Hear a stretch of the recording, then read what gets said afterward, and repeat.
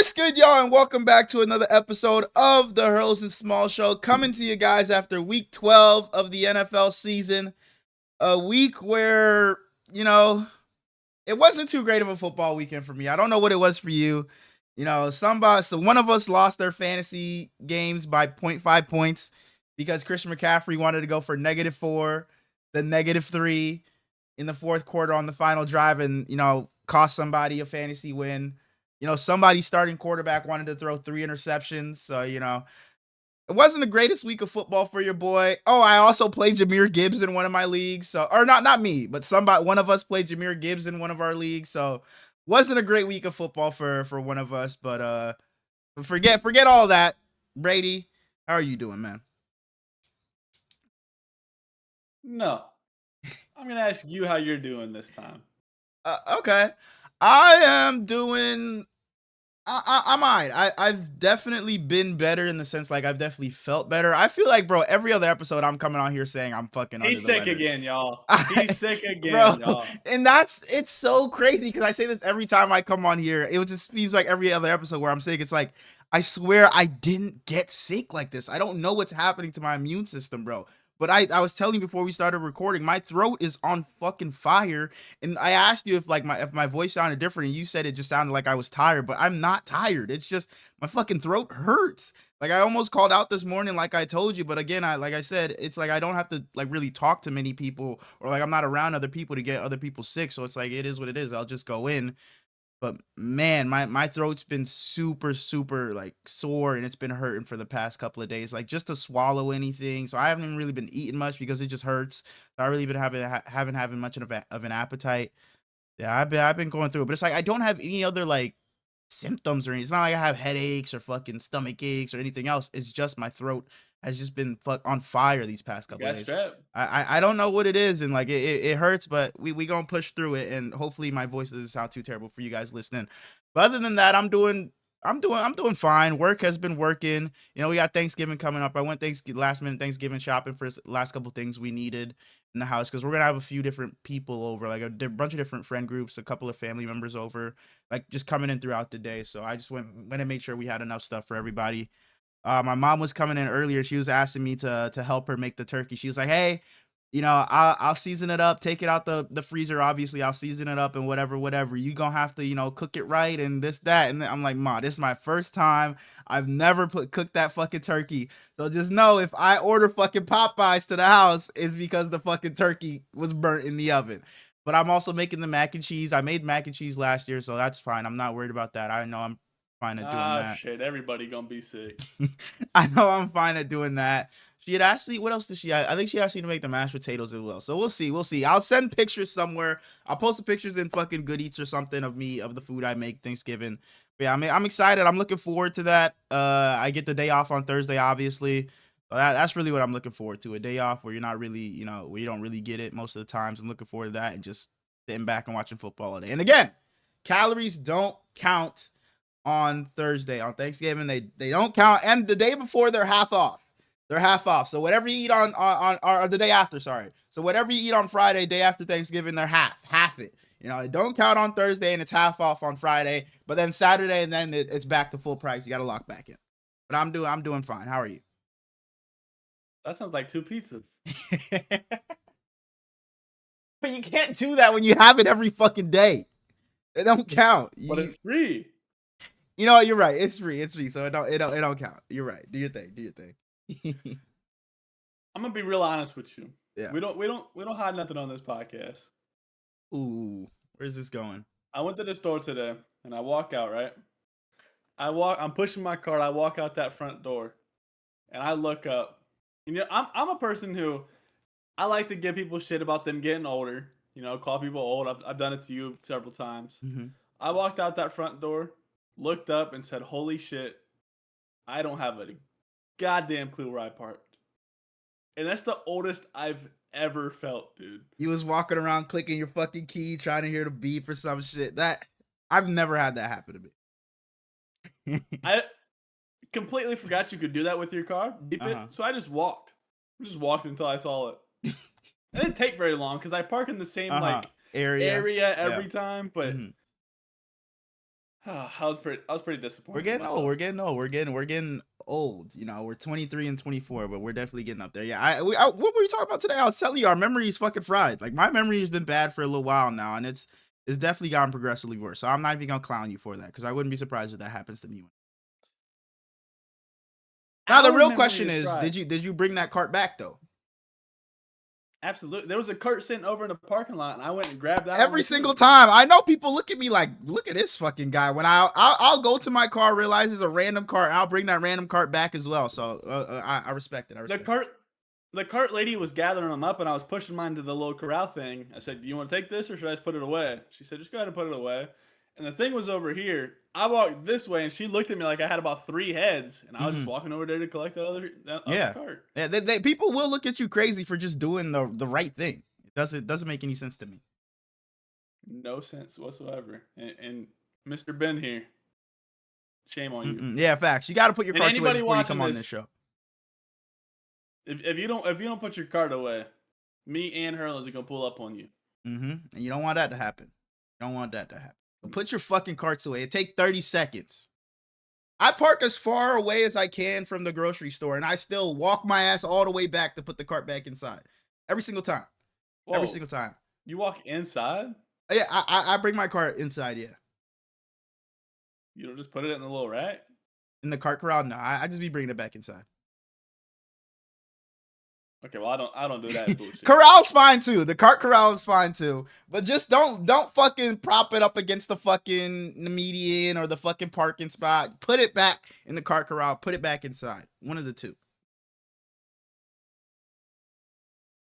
Hell yeah, absolutely. Hell yeah. Are you excited for Thanksgiving? Are you a I Thanksgiving am. guy? I am. Not that I'm a Thanksgiving guy like the holiday itself. I feel like it's just good vibes. It's just good like energy, and everybody's just like, I don't know how it is for, let me not say everybody, but just my people and the people that are in the house. Feels like everybody's just spirits are lifted. The kids are gonna be here, so they'll be with us as well. We have a bunch of different people coming over. So it's just good vibes. It's like you just get to hang with people and eat with people and like spend time, watch football with people that you don't really get to do it with every single day. Because like I live with my brother, my sister, my mom, my nephews, but it's like we never just sit down and eat fucking dinner together. But that's the one day out the year where we just do it. So I enjoy things. And like I said, the football as well is something I look forward to every year. Even if it's a bad game or two teams you don't give a fuck about, you're gonna sit down and watch it. I might be the bad vibes. I might be the Grinch of Thanksgiving. I know you don't like Thanksgiving, and I don't blame you because I know how you are with just food, so I understand it. But it's not only the food. Like, first off, that's a big part of it. I don't eat none of this shit anyway. So Yeah. we don't do Thanksgiving on Thanksgiving. Thursday's Yeah, gonna you've come, told me that. You've told me that. You and do it I'm on gonna just Saturdays, right? we're doing it on Sunday, Sunday. and that's Okay. even worse because I'm fucking. Yeah. I'm wanting to watch the NFL games, and I'm having to sit over here have these bullshit ass conversations. Bullshit ass conversations when your family just try to catch up with you. Exactly. Heard. Are you a Christmas guy? I love Okay. Christmas. Okay. I That's fair. absolutely love Christmas. That's fair then. I used to Everything be a big about it. Grinch. Used to be a big Grinch, but I've grown to love Christmases. My motto is you can listen to Christmas music in every month except January. Now, I don't know about that. I'm not the biggest Christmas. I've grown out of being a Grinch. I'm not a Scrooge It's anymore. beginning to But look I'm not a alive. Christmas music guy Hi. like that. If I hear a couple, See, I'm that's battling. fine. But I'm not listening to it every day. I'm battling with myself though, because like I don't own a Christmas tree, We are gonna and I start don't really decorating right want to after get one. Thanksgiving. You should. You should. If you're a big Christmas guy, you should. I don't really have anywhere to put it though. I'd have to move shit to put That's a fair. Christmas tree in. Get a little mini one for your room or something. Just a little mini one put on top of a desk. You're definitely This not gonna house put might. like lights around your house or anything like that, right? You're not doing that. I think we are. We've never decorated, but I think we are doing it. The house directly across from mine already has like these super bright ass like blue And lights. see, that's the thing I think about. It's like, does that not peek into your fucking windows or something at night? And does that not like piss you off? Especially if you have them on your Well, it's own across the house. street, and my house is this west, or Like my it's room is that west. like I've thought about it when people have it on like their own homes. It's like, does that not fucking like And I hate that shit. I don't like any lights on, so that shit pisses me. I am gonna feel bad. I already know it because I'm predicting my house to be the only one without lights out front. Because I know Oh, these guys gonna have them. you gotta Those guys just already have get with them. the vibes. Just a couple little lights. Just throw it on the fucking bushes in the front, on the fence, just on the mailbox. It Something. might be just me and Gary over here because Neighbors gonna Gary wake up. has trimmers, so I highly doubt he can put them lights up by himself. Should I Neighbors offer to put them up for him? gonna walk by the house. Look, they're just gonna look at your house like, look at this fucking just grumpy old man probably living in this house. Just fuck everybody else. He hates the world. And you gonna walk out a 23-year-old man just like, come on, put some fucking lights around the house, man. Just get with the times. You say you love Christmas. Fucking get into it. Every episode in December, by the way, we're wearing a Santa hat.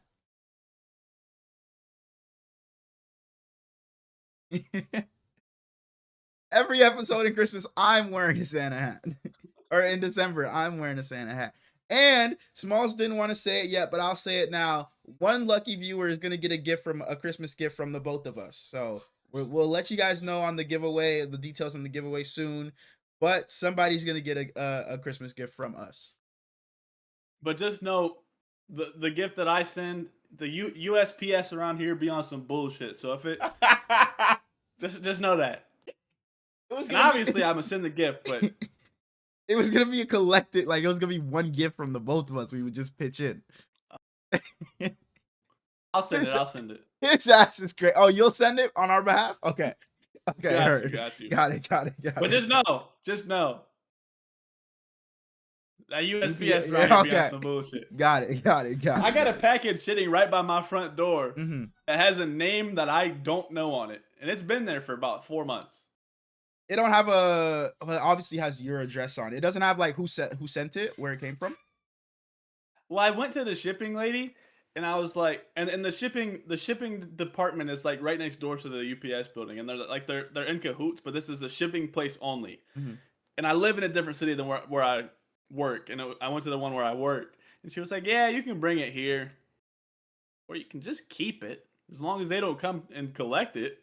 You'll be all right." So like, what if you fucking open it, then the day after they want to come and collect it? Like, what do you mean? That's why I haven't opened it. But you said That's 4 why months. I'm about to open that shit up for Christmas, man. That's your fucking Christmas gift. Open that shit up. If they don't claim it by Christmas, that's yours.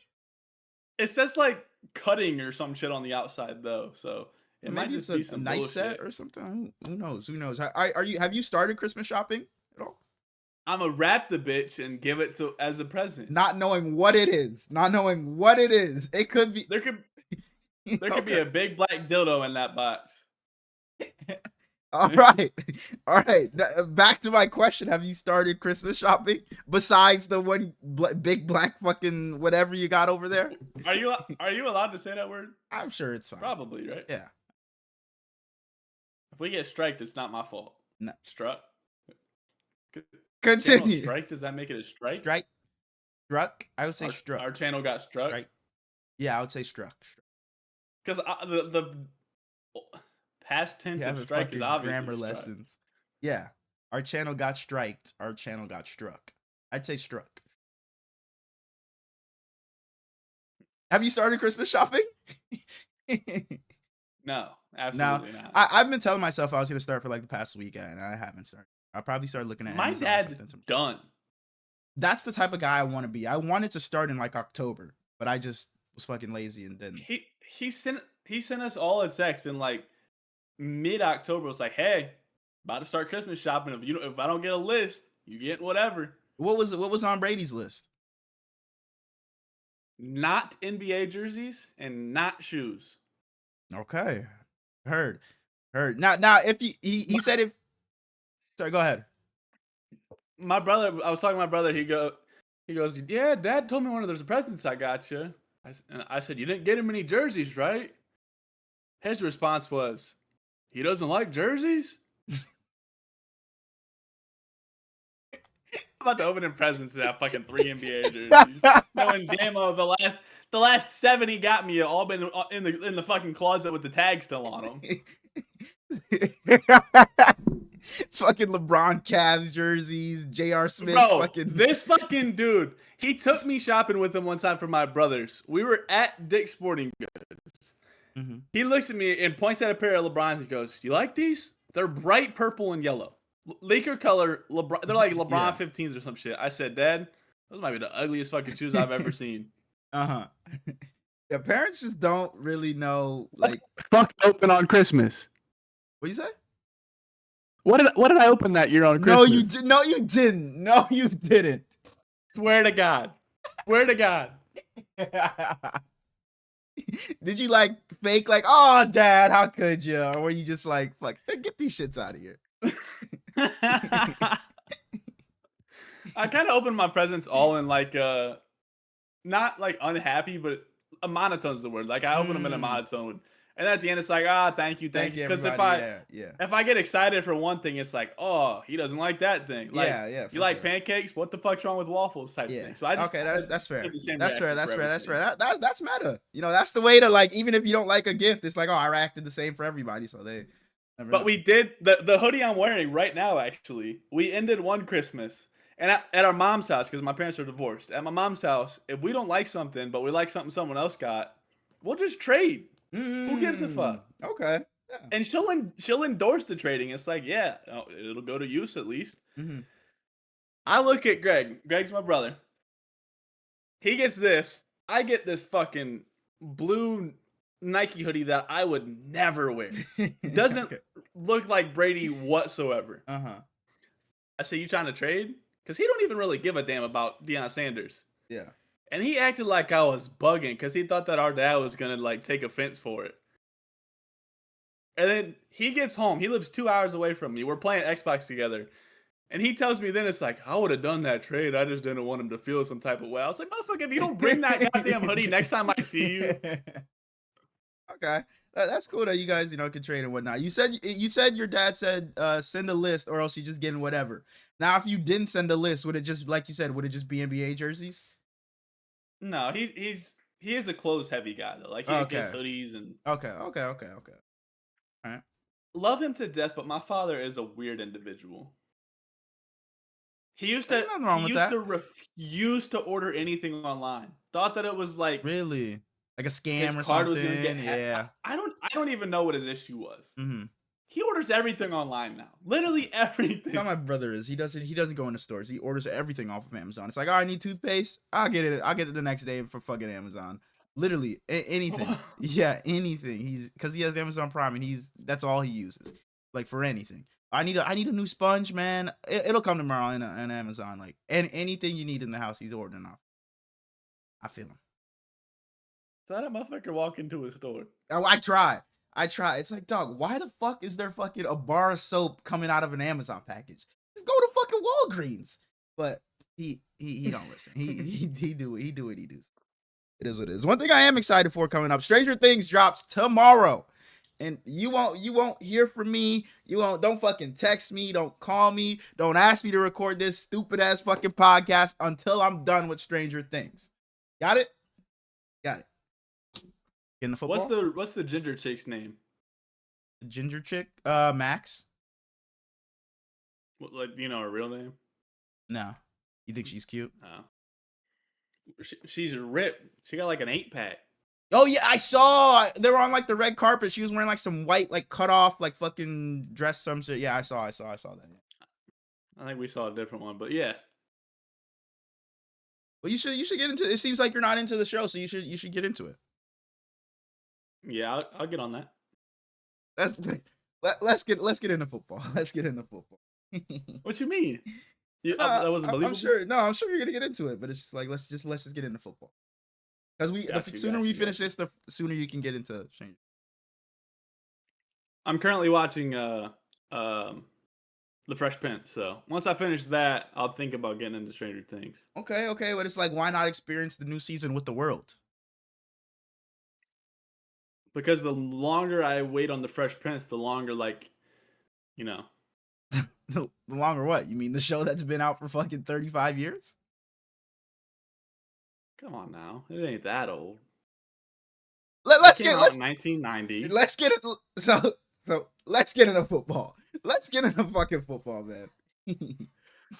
So, do we hold ourselves accountable and talk about fantasy football, or do we just skip that segment completely? Let's make it quick. Let's make it quick. So I played Joe this weekend in fantasy football.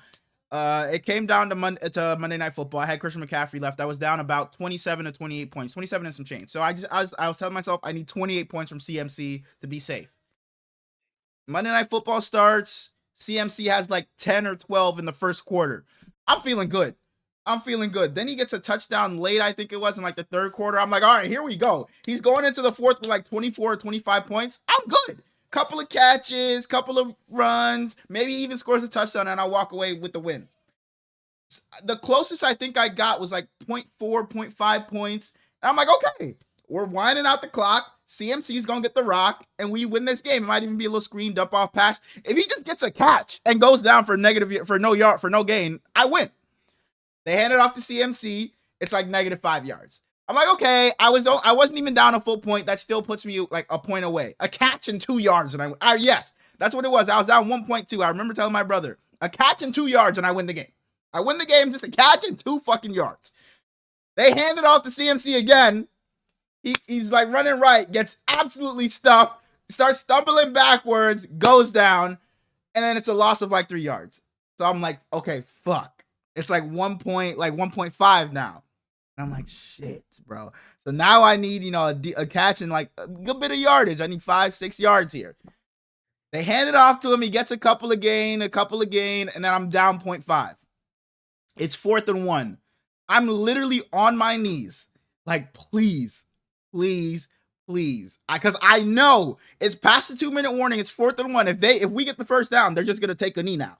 So I'm praying CMC just gets it and breaks it off for like an 8-yard run or something and ices the game. Just slide. It's one of those where it's like, oh, I could take it for the touchdown, but like, fuck it, I'm going to slide, stay inbound so the clock just runs. I see Brock Purdy get under center, and I'm just like, oh, the game's over. Because I already know it's going to be a fucking quarterback sneak.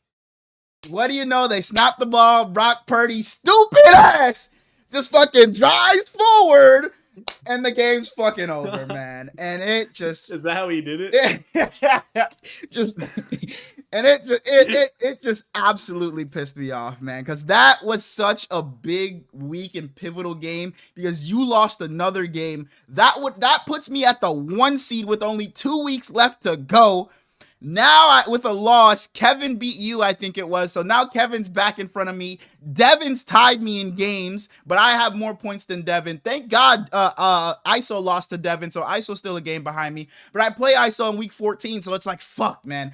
If I would have won this past weekend, I think that would have guaranteed me a top 2 seed. But now that I lost, it's like I could be anywhere from fucking 1 to 6 at this point. I have no clue. So it was definitely a terrible loss. And then I wake up this morning to 3 missed calls from Joe. And I'm like, there's just no fucking way this jackass was calling me because he won the fucking game. And he I don't know if you have the new iPhone update when it's like you call somebody and they don't answer, you can send like the video. So I'm looking through the fucking call log and I'm like, what the fuck is this? It's not a FaceTime. I'm like, why is there just a video here? So I click on it. It's a video Joe sends me because I didn't answer.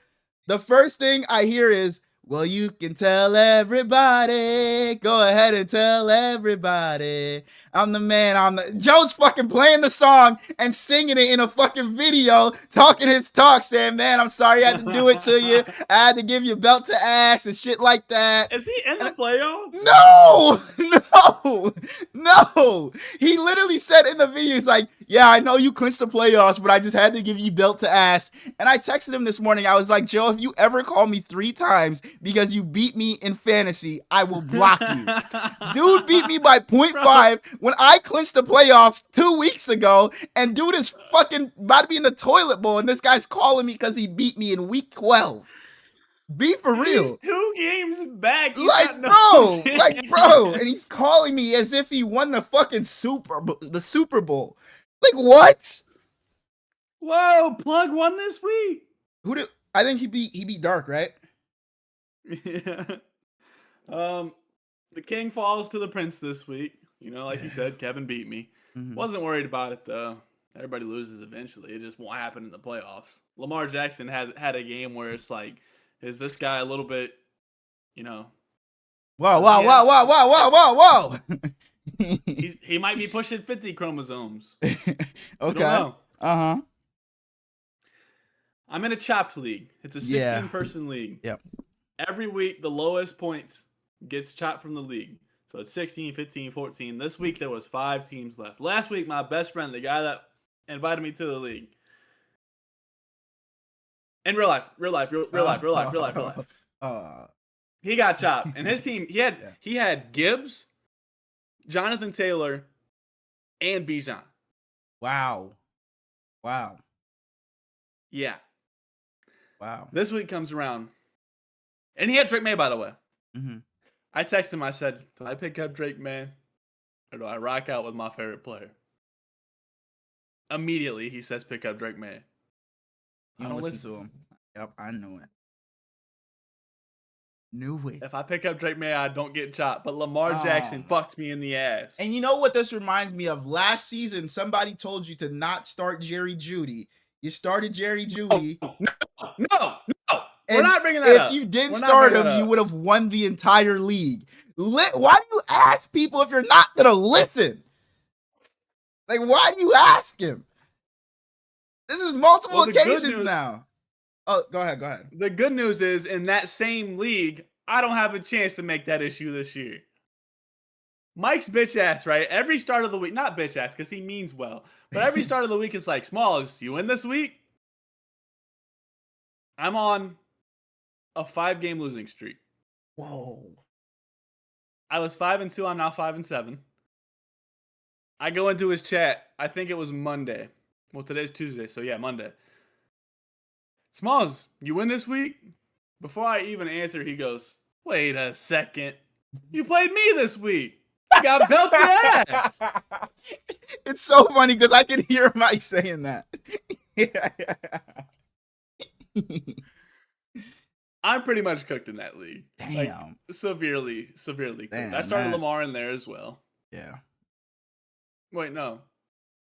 No, I don't have Lamar in that league. I started Lamar in the chopped league. I started Lamar in our league, and I started Lamar in my 8-man league, which don't even. Everybody's been wondering. No. Everybody's been dying to know. We haven't, but you know. Smallz, did you win this week in your 8-man? I hate to let people down. I hate to give the harsh news, but let me check the score because it was a close one. I might have pulled it out. Sounds like he got belt ass. 105. You 105.82. Wow. That's me. Wow. To 195.26. I can't even laugh too hard. It was a close one this week. But the good news is I have Devin Neal in that league, so we're up. All right, Kamara hurt. Right, you might be good. You might be good. Yeah, I might make the playoffs. Oh, for sure. You guys' season must go into next year as well. Bro, I scored 80 in the fucking NOTB league. 80. It's because you're good friends that your good buddy's not playing. That's why. If he's back, you'll make a playoff run. But this shit is disgusting. IR out.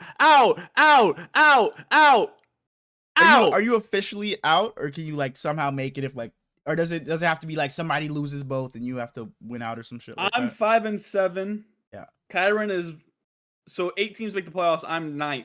Mm-hmm. Kyron is 6-6, and I have 9 more points than Kai. Okay, you're there. So if I pull off a win, who do I play this week?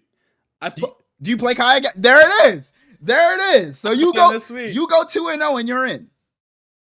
My team is fucking dog shit though. I have no chance. Go 2-0 and you're in. 2-0, then anything can happen in the playoffs. Hey, shut that shit up. Get that mentality out of your head. You win this. You take it one game at a time. You beat Kai this week. Anything can happen. Envision this. My number 1 receiver, wide receiver 1, runs a little drag, catches it. Great catch. Not even it's like a more of an in than a drag because it was a little bit out. Catches the ball, running, probably a 35-yard gain. Great play. Mm-hmm. Completely stops in his tracks, gets the ball punched out. That's my wide receiver 1. He was trying My to make wide a little receiver move, a little too dead leg move, but continue. Yeah. is getting pretty much benched because Jamar's coming back. You told me to pick up Yoshi Vice. But T. Higgins out. And that's another hit to my fucking team. My season's over in our league. My season's over. Yeah, I fucking Garrett Wilson not gonna be back till the first week of the playoffs. T. Higgins got fucking concussed, like knocked out. So there goes my second string receiver. I mean, we're fucking cooked over here. My receivers are down to fucking Stephon Diggs, Darnell Mooney, who played solid for me with no Drake London, and Zay Flowers, who hasn't had a touchdown since week 1. Yeah, we're cooked over here, man. We're absolutely cooked. I started Bryce Young this week in the NOTB league. I'm sorry. And my 2 flexes were Kyle Pitts and Dalton Schultz. And having Kyle Pitts on my team, I know he gave you 4.5. 4.75. 4.7. Hey, if he would have gave me 4.75 in our league, I beat Joe this week. No, you still lose by 0.25. No, because I lost by 0.05. Yeah. I thought it was 0.5, like half a point. No. Oh, no, I think it was half a point. No, you're right. You're right. It was half a point.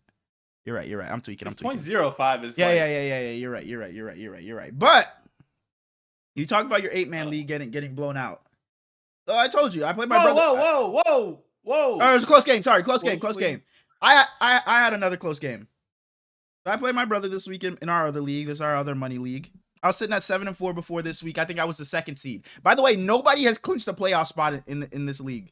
Let me look at the league. This is such a weird league. Yeah, number 1 is 7-5, and it's a 10-man league. Number 8 is 6-6, and 6 teams make the playoffs. So not a single person has clinched. Literally, first can go out of the playoffs next week. It's a weird league. I don't know what's going on. There's just nobody head and shoulders above anybody. I kind of like it, but played my brother this week. He started Lamar Jackson. You know, Lamar Jackson had a stinker. So you know we're feeling good. But then I played Travis Etienne. I played AJ Brown. I played Amon-Ra St. Brown. I played George Pickens. And I played Jahmyr Gibbs. Well, good thing Gibbs didn't do much. Yeah, right. So I lost by a close score of 117 my way. Yep. To 229. Close game. Nail biter down to the wire. Bro, you almost pulled down to the wire. Holy no. Shit. I know. I was almost there. I was stressing. He was sweating. Stressing. Right. He almost needed Jahmyr to break off another like 60-yarder to really pull it off, but he still in the end came out. That was unrealistic. Right.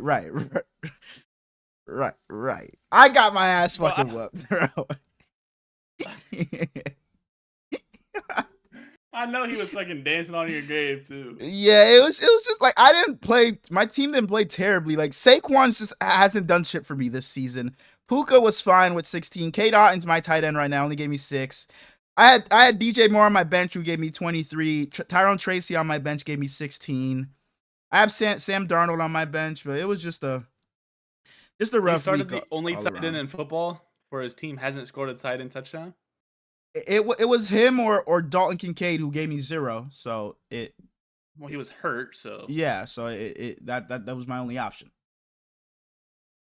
Sure, I'm sure Jatavion Sanders was available. And my IR is Garrett Wilson, who hopefully he's back by the playoffs. Yeah, James Conner, who got hurt in like week 2.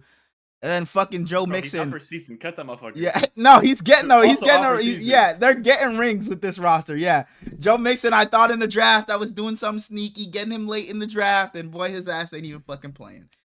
So yeah, that was my fantasy week around here. Not a great week for you. So we both just sucked. Yeah, man. That Joe loss really fucking pissed me off, man. That 0.5, man, but. It is what it is. We on the next week. I think I play. Who do I play this week? I know my last game of the season is ISO. And let me see who I play week 13. Oh, I play Devin. So that's a big game. Because Devin and I are tied for record. He's right behind me. I have to win this game, or else if I lose to Devin, I drop to 5th. or if ISO and Kevin. So I have the possibility to drop to 6th with a loss here, because if Morgan and ISO win, I play Whitford they'll this week. pass me up. Hopefully Morgan and ISO play. No, they don't play each other. So Morgan's yeah. gonna take a loss in week 14 though, so you should be all right. Oh, you play him? I hope so. Like, this is, man, I could have been the 1 seed. Now I could be the fucking 6 seed fucking dragon. Like, You, we bro, got we bro. we're fucking crawling into the playoffs, man. We fucking I got a fucking black eye. My arm fucking broken. I'm limping. That's how we're fucking walking into the playoffs, man. I'm a bye week for whoever gets me in week 1 of the playoffs. It's bad. I hope you fall to bad. 8. Let's get into this jazz football. Not a great week. The quarterback corner. Mm-hmm. The top 5 performances, in my opinion, from this week. Oh, I thought you were like raising your hand. Mm-hmm. Honorable mentions: Caleb Williams versus the Steelers. He had a good week. Jalen Hurts versus the Cowboys had a good week in the first half, especially. Mm-hmm. And Sam Darnold could have been here, but he gets the bad opponent tax because the Titans almost pulled it out, but a little fake close game.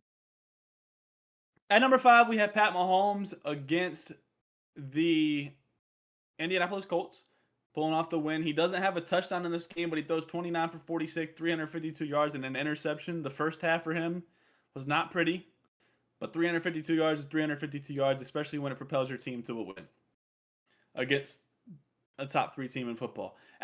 Speaking of top 3 team in football, at number 4, we have Drake May. They go in and beat the Bengals. He should have had a better game, but again, the guy that can't put up 300 yards is damn close. He throws 22 for 35, 294 yards, a touchdown and an interception. Drake May, let's eclipse that 300 mark here soon. At number 3, who would have thought I'd put a receiver on this list? Jameis Winston. We have Jameis Winston. Yeah. 18 for 36, 366 yards, 2 touchdowns, and a pick. The pick was bad, but it wasn't the worst in the world. Jameis, got to be the easiest guy in the world to root for.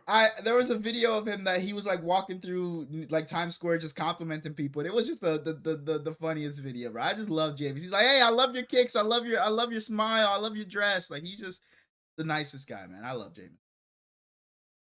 We need a Jameis versus R-Truth, like kindness off. 2 great guys. Yeah. One actually good at what they do. At number 2. Leave that up to you guys.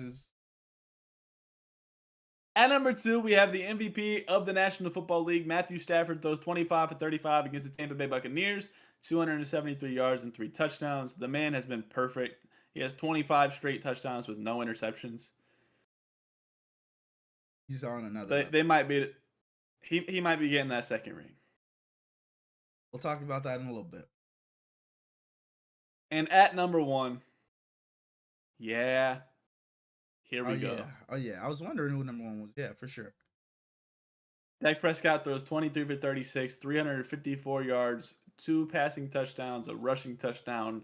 He threw a pick, but who cares? Yeah, it's like, who cares? Who cares if you throw 1? Who cares if you throw 2? Hell, who cares if you throw 3? Who cares if you throw 3 on back-to-back drives? Like, who gives a damn, right? You know? Right?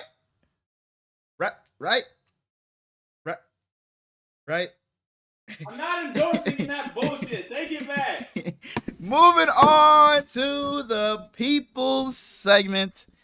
Maybe I'm Crazy, week 12 edition. If you guys are new, Maybe I'm Crazy is a segment where I give Smallz some hot-ish takes. They could be hot, they could be cold, but he tells me whether I'm crazy or not. Again, he's not here to tell me whether he agrees or disagrees. He's just here to tell me whether I'm crazy or not so crazy for my take. You just mentioned this earlier, so we'll start here. Maybe I'm crazy, but we're overthinking it, and the Rams are just winning the Super Bowl. Yep. Hey! Before you go, you said if they didn't look great on one side of the ball, you wouldn't come up here doing it anymore. I thought about that all weekend. All weekend after that game, I was like, man, he can't come up here and do it anymore. He can't come up here and ruin the Maybe I'm Crazy, because he's not allowed to say it, because they did not look good. Now I'm gonna ask you again. Maybe I'm crazy, but the Rams are winning the Super Bowl.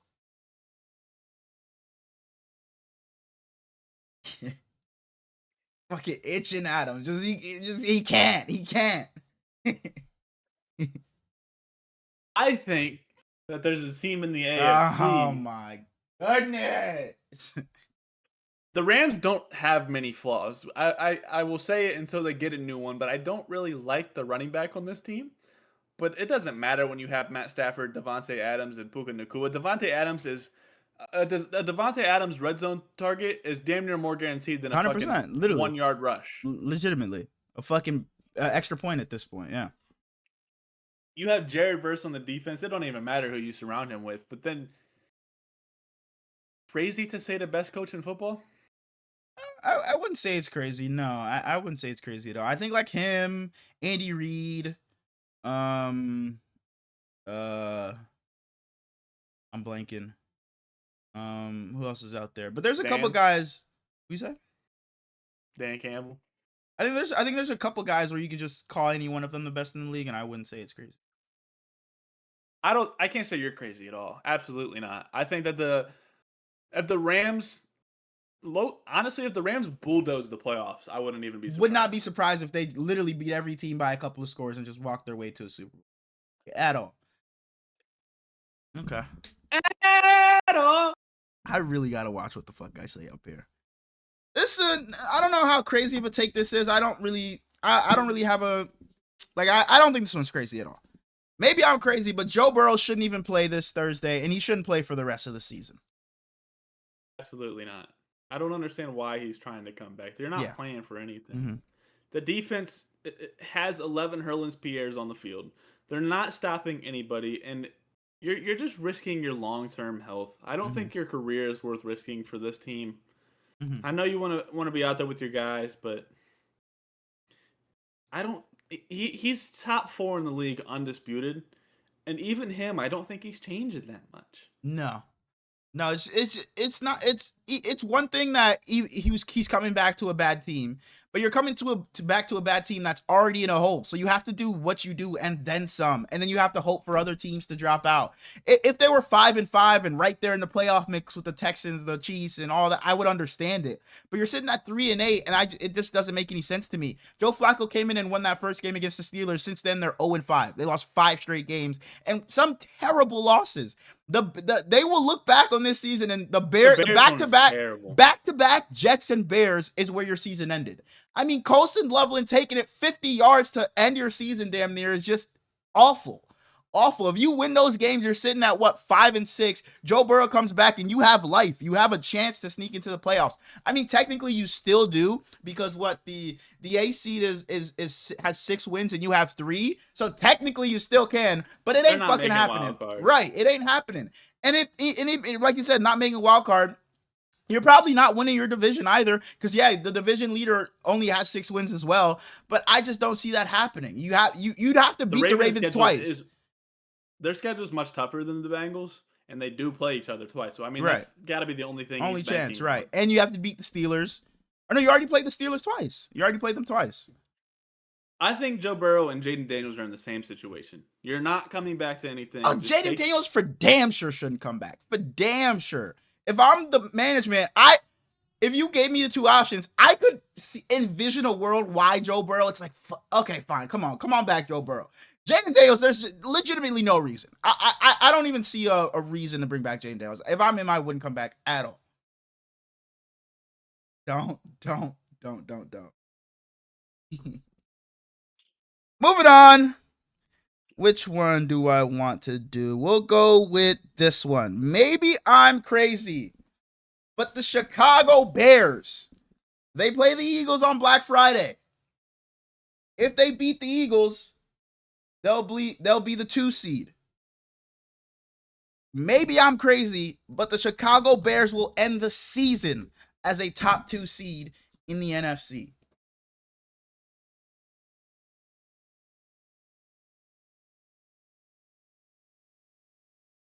So the South is being won currently by the Tampa. It don't matter, because they ain't fucking getting up there.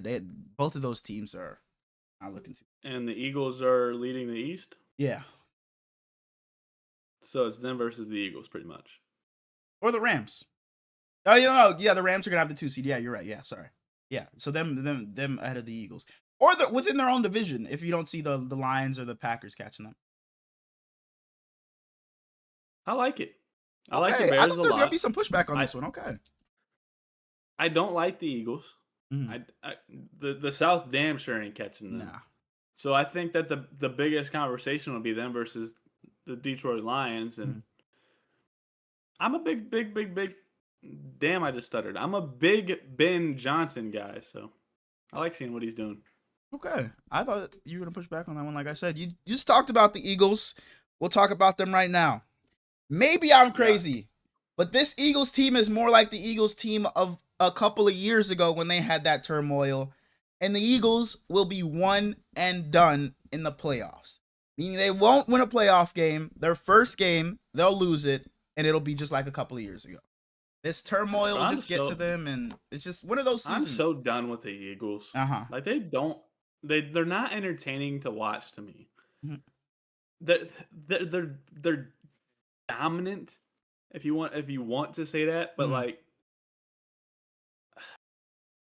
I don't know. I agree with your stake. Yeah, obviously you're not crazy.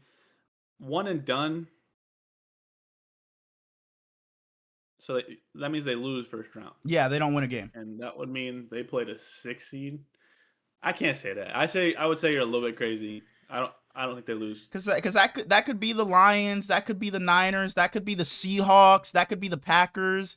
That could be a few different teams that could upset the Eagles in wild card weekend. So I honestly, if I had to bet on it, I would take the Seahawks to beat them. I'd take the Lions to beat them if they matched up with the Lions. I'd take the Packers to beat them probably if they matched up with the Packers. There's a few different teams I would take over the Eagles if they match up. So this one, I know I don't usually answer most of them, but this one I really do agree with. I think the vibes in Philadelphia are just off right now.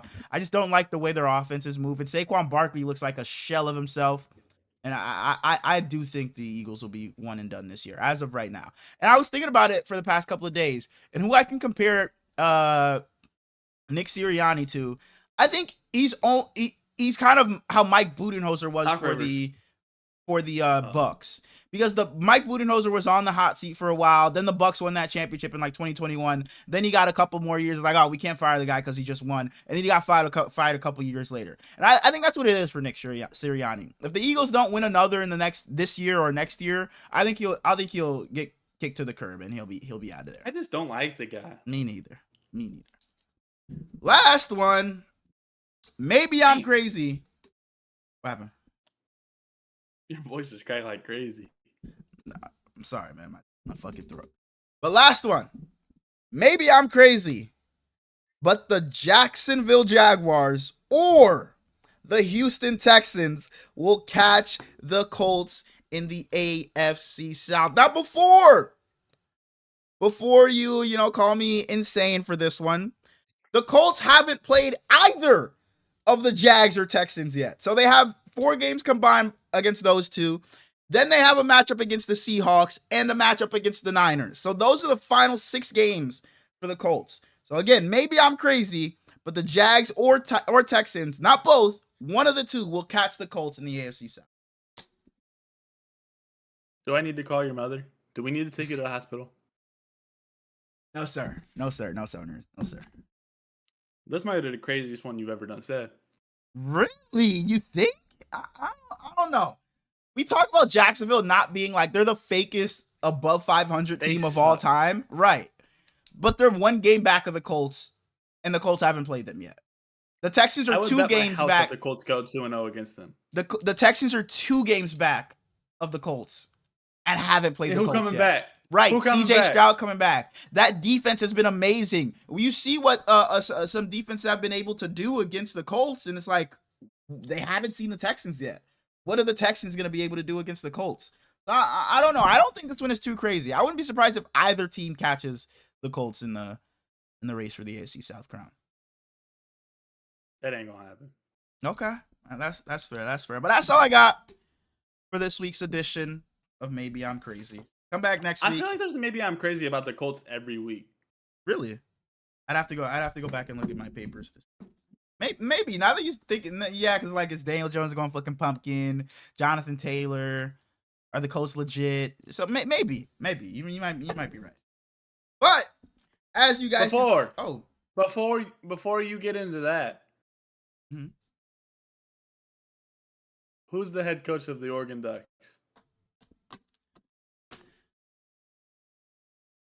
Dan Lanning. Bro, you're bad. Yeah. No. Yes. You're like, bro, you finish. Just I said his first name and you call me bad. But look, I got all three. Dan Lanning, Curt Cignetti. Where are they at though? Where's Curt Cignetti? School start with an A? Holy shit. Okay. Second best team in the country, by the way. We'll get back to schools. Let's just focus on the guys. And then the other guy is Freeman. What's his first name? See, I want to say Morgan Freeman, but Morgan Freeman's the fucking actor. But Morgan's just stuck him out. It's Dan Lanning, Curt Cignetti, and Marcus Freeman. And the last two coaches. Okay, so Dan Lanning is Oregon. Curt Cignetti is Dan Lanning Oregon? Tricking me. Neither of these two schools start with an A. No, one of them is Notre Dame. Which one? Marcus Freeman is Notre Dame. Marcus Freeman is Notre Dame. Locked in. Don't tell me yet. Let me guess the other one, and then you. So Marcus Freeman is Notre Dame. That one's locked in. Dan Lanning is Oregon. Curt Cignetti is. Is he? No, because I asked you about LSU. I was like, who's the guy that was over there? Go Tigers. Nah, because it's not him. It's not him. It's not LSU. Bro, they might legitimately have the #1 overall pick in this year's draft. #1 overall. I've been seeing a lot of your boy, the linebacker Reese at #1. I've been seeing a lot of, but I know it's not Ohio State. So because Ohio State is Ryan Day. You still hate him or no? Oh, did you never hate him? Oh, I thought you hated the guy. But dang, I don't think I'm gonna get this one. Is it Oklahoma State? Locked in. Oklahoma State, locked in. Does Oklahoma State feel like the second best team in the country? Nah, I was testing your ball knowledge. Take off state and they're the same color. Alabama. That's bad. You're joking because Alabama's coach is. Okay, well, baby steps here. Let's go one at a time, man. Let's go one at a time, man. Let's go one at a time. Trace Jackson Davis. Trace Jackson Davis. You've said this already. That doesn't do anything for me. I remember you saying Trace Jackson Davis a couple of. No. Yeah, I'm cooked. Who did the Lakers draft a couple years ago? Right before Jaime Jaquez, the point guard. Can't think of his name. Absolute bust. He's not even on the team no more. Because he went to Indiana too.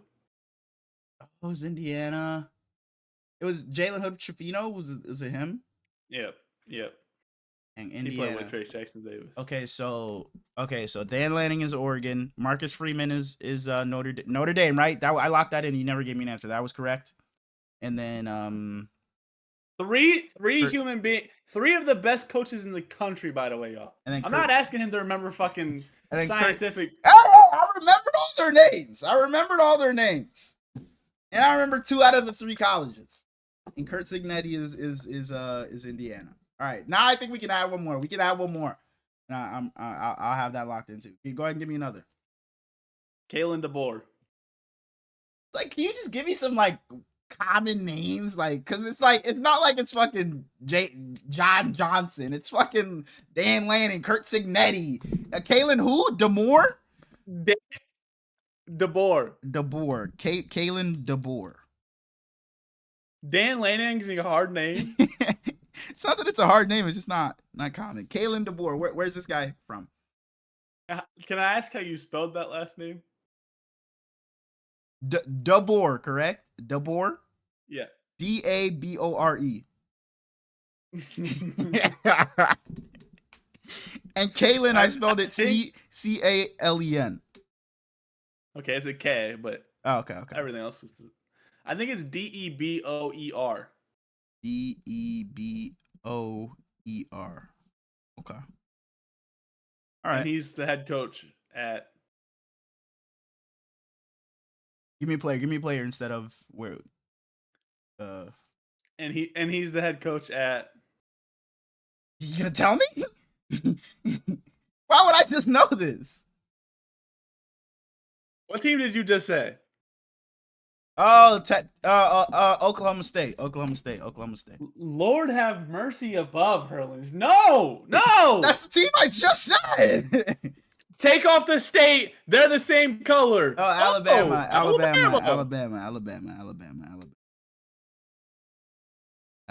Do you know Georgia?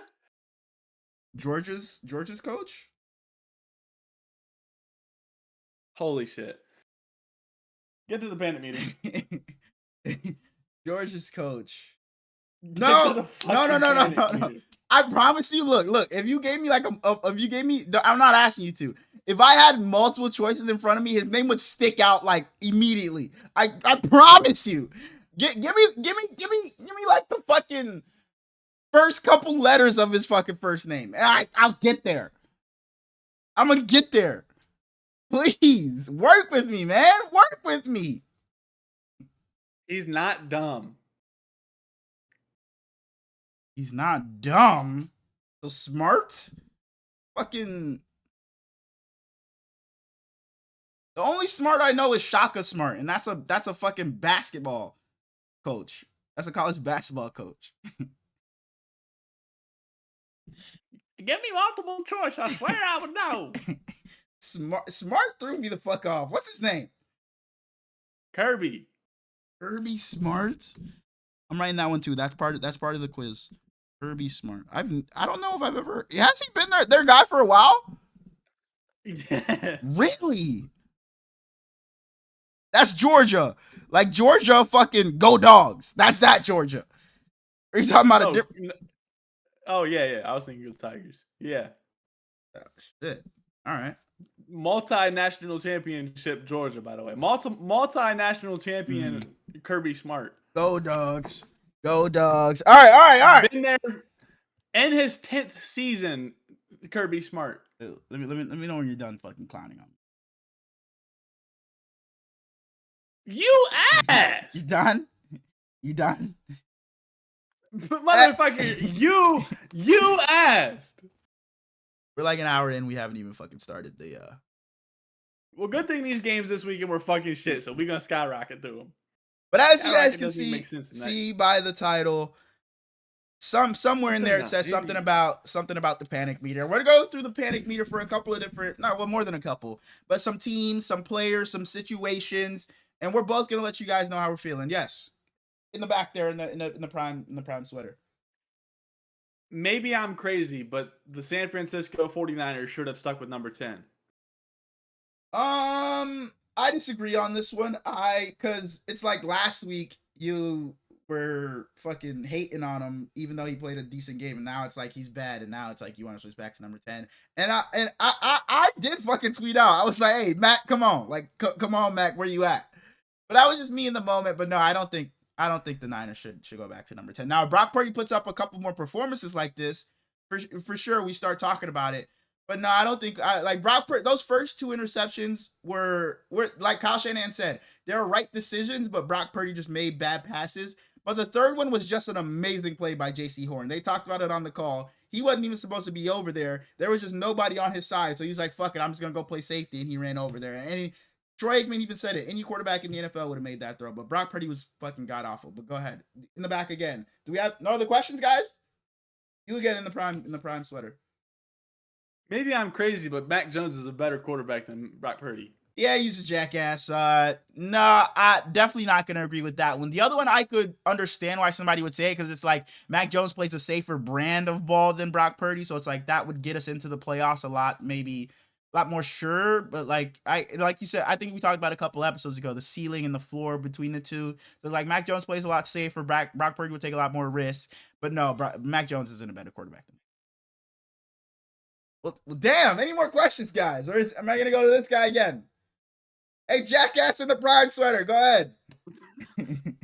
Is it really hard to hand it off to Christian McCaffrey? It seems like anybody could do that job. I mean, I wish they would have handed off a bit more. My fantasy team could have used it. Maybe I'm crazy, but Brock Purdy's a talentless scum. That's gonna wrap up the questions for today, guys. I appreciate all you guys coming through. All one of you guys. I appreciate you guys coming through. I'll see you guys next week.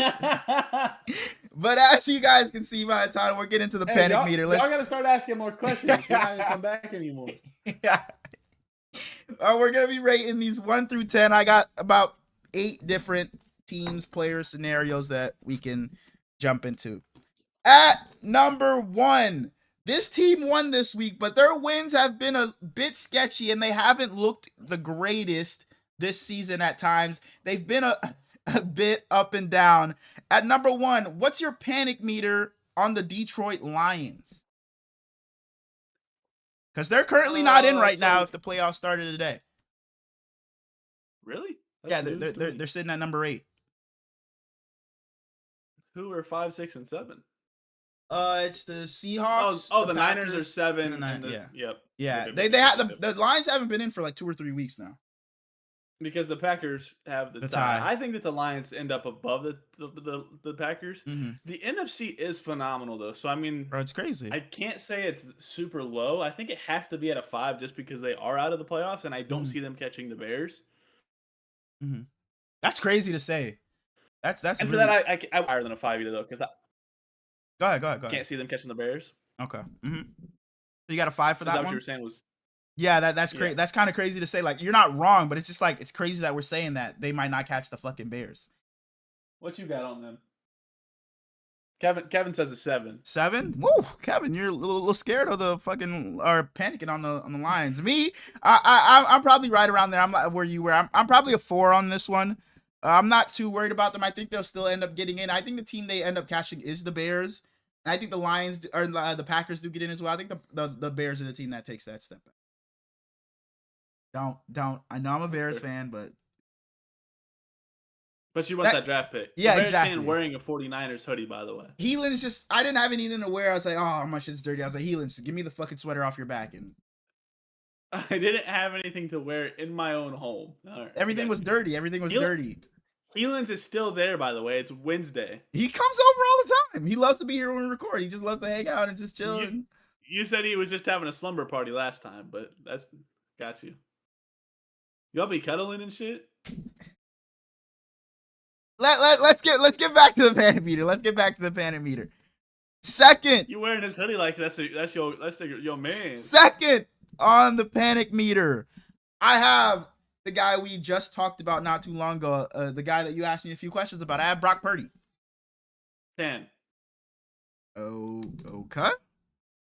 No, it'd be like an 8 or a 9. I am worried about him. I am panicking on him, but I don't know how much I really have faith in the Niners anyway. They've gone through so much injuries that I can't put it all on Brock Purdy. Mm-hmm. I do think he's looked like a 3-pack ass, but it's not all his fault. What's Kevin got? Kevin, what you got on Brock Purdy? Yeah, I'm writing down his answers. He said a 10 too. A 10? Okay. I'm probably sitting at a 7. Or is it like 6 or... I don't even mean to do this, but a 6 or a 7. Like, 6, 7, I knew you was gonna fucking do it. But yeah. Like you said about the Niners and the injuries, our ceiling isn't very high in terms of where we could make it in the playoffs. So it really doesn't... It may not matter in the grand scheme of things. But Brock Purdy, I tweeted about it. He just tries to just go for the home run play a bit too much. And it's like... Sometimes we just like they showed that still shot of like when he threw that interception in the end zone to when he tried to throw it to Ricky, And it's like he had George Kittle wide open in his face. The pass to Ricky wasn't a bad idea. He just underthrew it. He had George Kittle wide open in front of him. George Kittle could have ran it for another 20 yards. And Brock Purdy himself also could have just ran it. So it definitely does give me a bit of cause for concern. But yeah, I'm going to put that one at a 7 in terms of Brock Purdy and the rest of our season. That's low. Moving on. I think this can be a quick one. Panic meter on JJ McCarthy.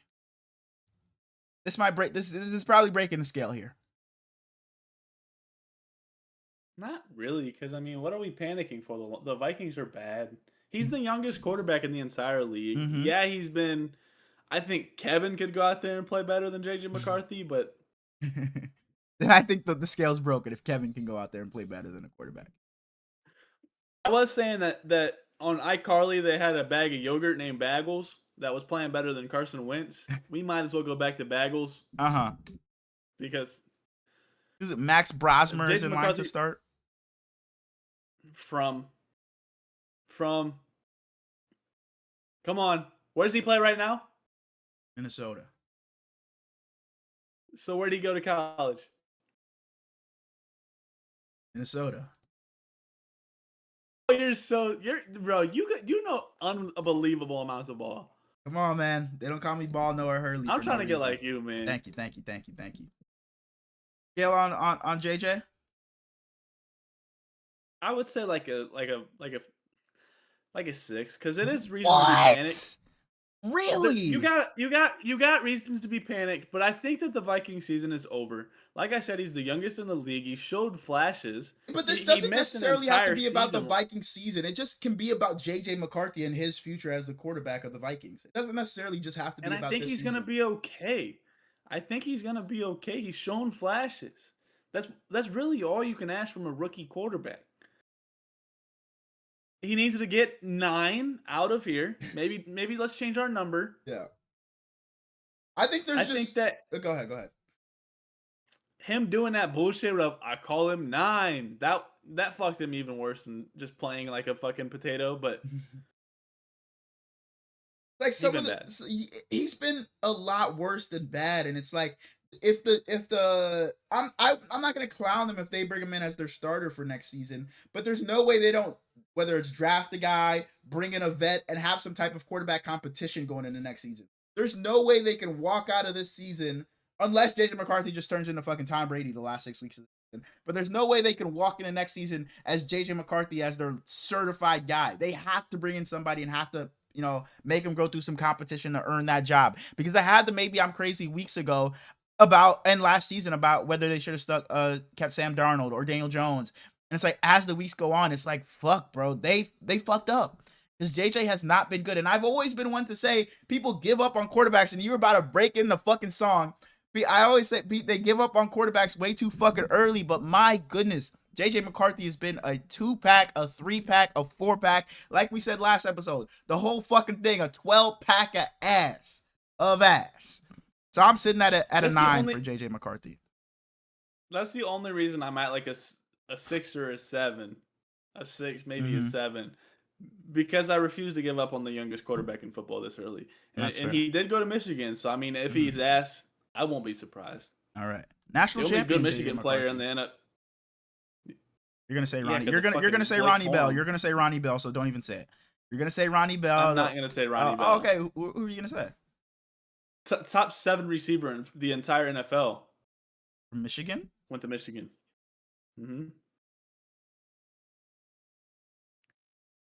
Plays in the AFC South. AFC South. Did Nico go to Michigan?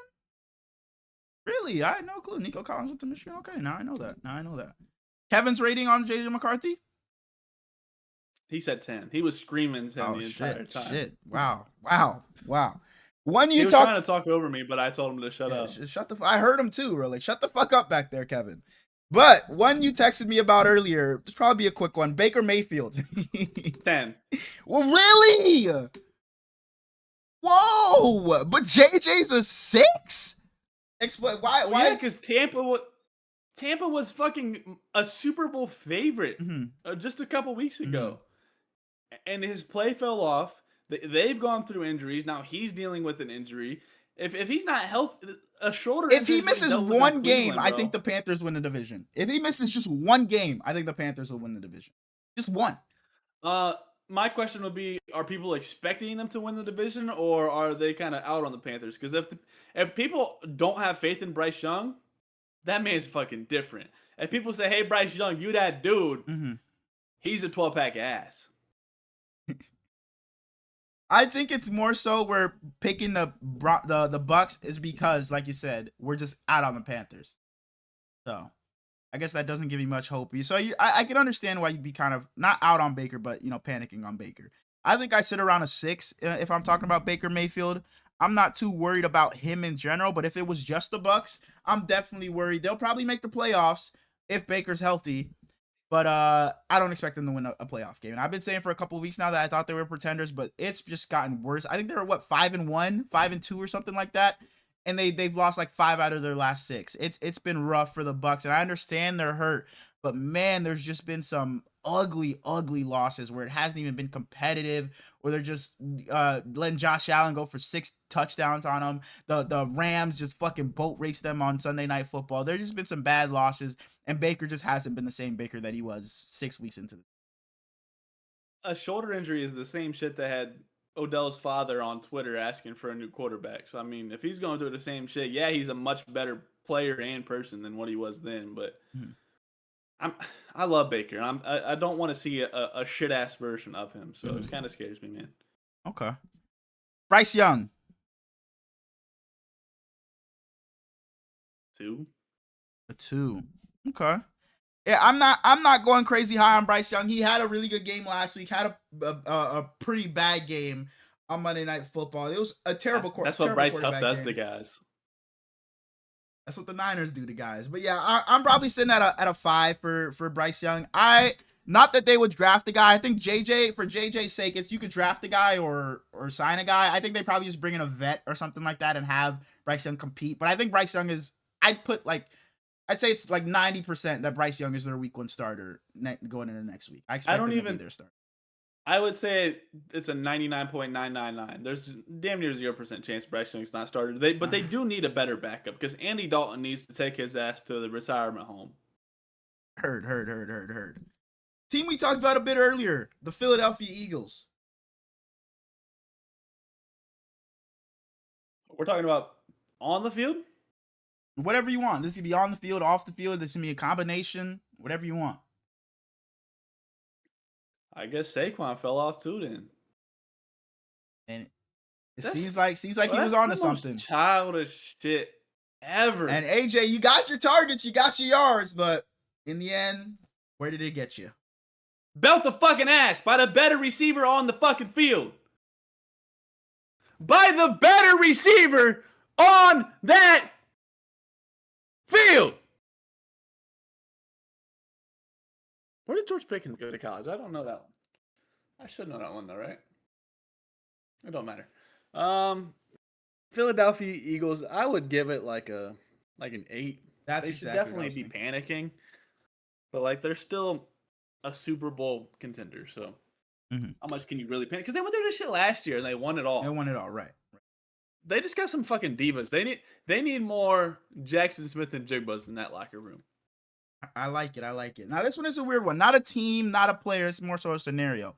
How panicked should the AFC be if the Chiefs get into the playoffs? They're bad, man. Like they're really bad. It's like Patrick Mahomes in January. It's like, anything could happen. He could just turn back into that best version of Patrick Mahomes that we've seen and rattle off 4 straight wins. They're bad, man. Like really, really fucking bad. It took a shit that like Daniel Jones went out there and shit on the middle of the field. You saying he turned into a pumpkin? Nah, he wasn't quite a pumpkin. More like a pumpkin. Okay. I can say pumpkin at any point in the day, and the guy I work with will go pee.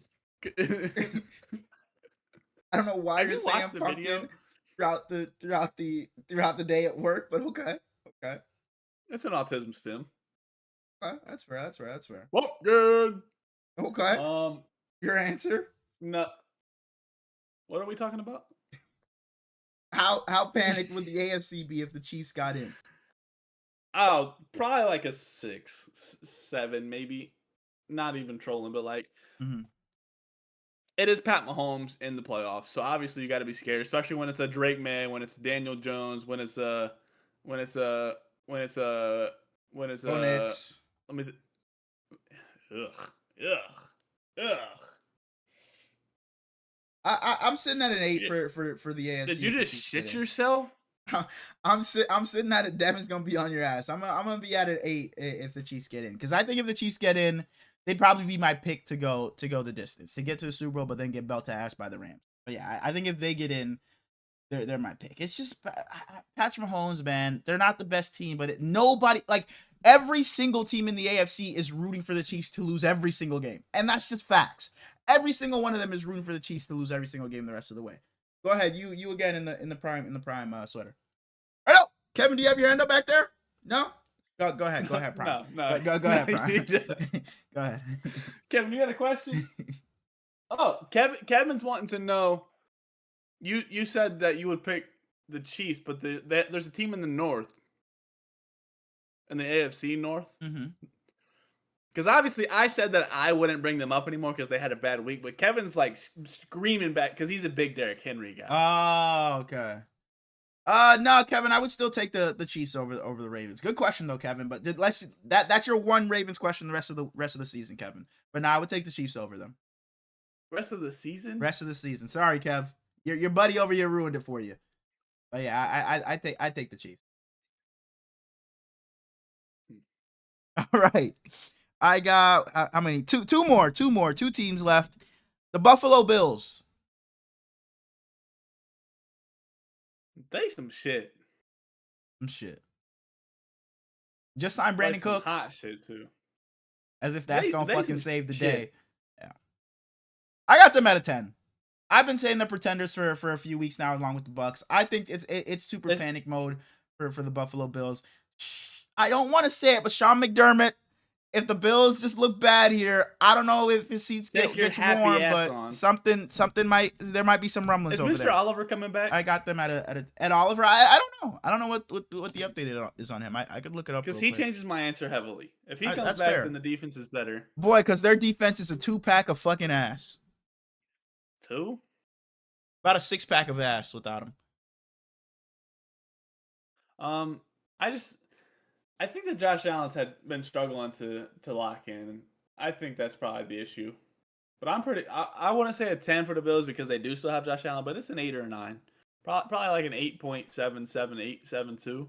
Okay, that's fair. That's fair. I don't see anything on what's this. Doesn't really matter, but yeah. Okay, yeah, I had this one at a 10. You said at an 8 point whatever. 77872. Okay. Heard. Last one. You got that? Yeah, 8.77772. No. Give it to me one more time. 8.77872. 8.77872. All right. Got it. Cool. Yep. Last one. The Green Bay Packers. Jordan Love, I don't think has thrown a touchdown in the past like 3 games, I think it is. Hasn't looked the greatest. They've been scraping by in a bunch of wins. We've talked about them playing down the competition It's pretty high. The season. It's pretty high. Mm-hmm. Someone back there bumping. It's probably what did I say? 8.77875 for the Bills. It's probably about they're like the NFC version of the Bills to me. I think that's the Bucks for me. Okay. I can get behind that. The Bucks might be even lower than the Bills at this point. That's fair. That's fair. That's fair too. It's pretty high for the Packers. I would say a 9. 9. Okay. I was gonna give the Packers about a 7. I still think they'll get in, like I said, because I think the Bears fall out. I still think they'll get in. But they win a game? Right, for sure. Because they just haven't looked like the world beaters that we thought they were gonna be after the Micah Parsons trade and after week 1 where they beat the Lions pretty handedly.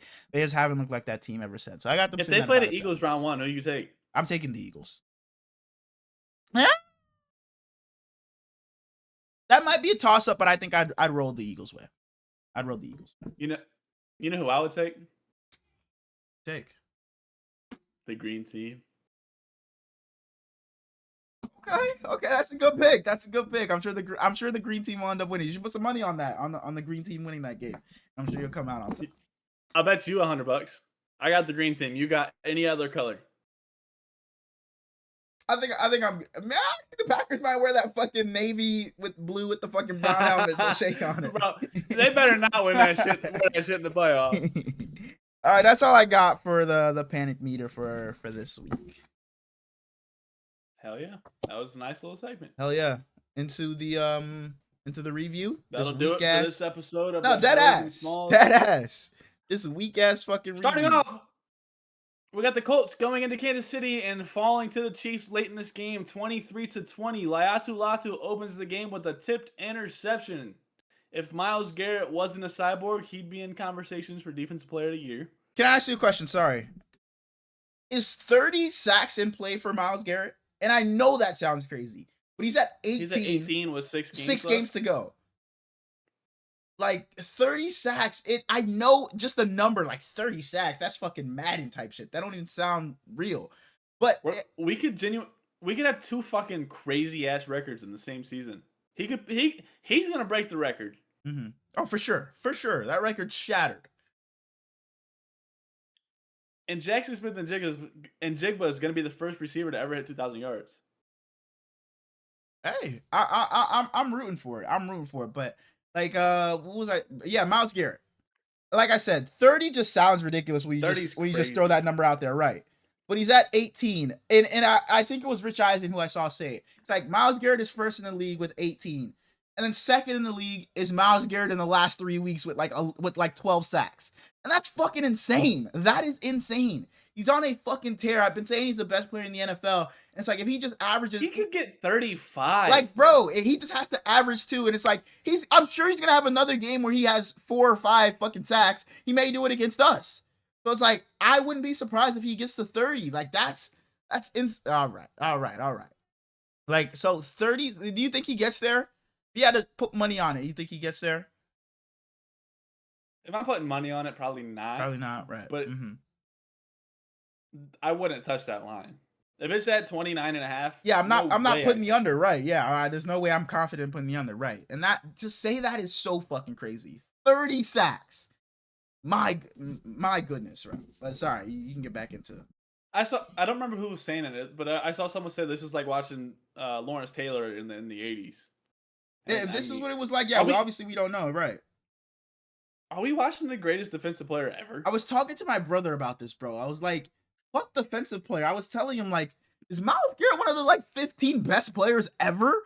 Like, I was telling him, regardless of position, if there's an NFL draft today and expand where everybody's in the pool, I'm taking Myles Garrett 10 times out of 10. And that's so insane for me to say when there's Lamar Jackson, Patrick Mahomes, Josh Allen, Drake May, Joe Burrow. At number 1? At number 1, I am taking Myles Garrett. Hell no. 100%. He's the best player in the NFL. The best player in the NFL. Do you see what the team that has him is doing? Because they put a 24 pack of ass on the other side of the football around him. That's why. That is why. Hey, real shit. You said because, and then your mic. I didn't hear a single other word you said. I said because they put they put a 24 pack of ass on the other side. That is why the team is doing what they're doing. It's not his fault. Damn. It is not his fault. That defense is elite. Myles Garrett is beyond elite. But the other side of the ball just has me and you out there. So it stinks. Whoa. Let's give us some credit. Give us some calm credit. It down. They got fucking Joe and fucking Punks out there. That's why they fucking stink. That's why his team sucks. They got Sujap out there. Yeah. Just throwing fucking meatballs to the defense. But go ahead. Get back into them first few weeks. They had Dev's World throwing for him. I hear Dev's World is quite the quarterback. So he told me. I heard he was a 5-star. RJ out there. Hey, don't sleep. RJ got that, man. He got a cannon on him. He got a cannon on him. Don't sleep on the literal 4-year-old. Yeah. Get into this fucking game, man. Get into this fucking game. How old is he? He's He 4. about 4, right? He's 4. Yeah, he's 4. He ain't touched the football in his Ashton life. Dulin. Ashton Dulin is only allowed to make big plays. If he was allowed to make just a routine, normal play, he'd be an actual good player in the NFL. But it's big player nothing. Harrison Butker with the super short kick to send it into overtime. Harrison Butker with a 27 super short kick to win the game. They finally pull off a 1-score win. I think they were 0-6 before this, so they're 1-6 now after being like 14-0 last year. Mm-hmm. I don't like the Chiefs. I think they're going to get my good buddy back and make a run, though. I think the Chiefs make the playoffs. Yeah, I think they do, and like I said, I think they're going to be scary for any team that has to face them. I said, every single team in the AFC is rooting against the Chiefs. None of them want the Chiefs to be in. Not a single one of them. But yeah, this game was a definitely disappointing loss for the Colts, a team that they were up 20-9 going into the fourth or whatever it was, and then they just didn't put up another point. Didn't put up another point for a while. Where is it? They only had 5 first downs in the second half and overtime combined. The Chiefs sold out to stop Jonathan Taylor, and they did a pretty good job at that. And Daniel Jones just wasn't good enough. And for that. And yeah, Daniel You're Jones supposed to be on here not dancing. JT not scoring another touchdown the rest of the season, man. That's what it's looking like. But yeah, Daniel Jones just wasn't able to get the win for the Colts. They had 4 tackles for loss on Jonathan Taylor. The Chiefs defense held the Colts to 13 yards on 12 plays in the fourth quarter. The defense locked in, and they had a game plan to stop Jonathan Taylor, and they sold out for it, and it absolutely worked. Yeah. The Colts offense tried to get into the quick passing game, and it led to 4 straight 3-and-outs, and that just gave the Colts defense no time to get any rest. So the Chiefs offense was able to get going. Rashee Rice looked good in this game. Kareem Hunt looked good in this game. He made plays. How you talk about Patrick Mahomes? He looked good. Yeah, I know. He looked good as well in this game. But yeah, this is the Chiefs' first 1-score win of the season, and hey, came at a big time. Chiefs are probably going to get into the playoffs and make some noise in the AFC. In the Big 2025, which of these teams has the better tight end?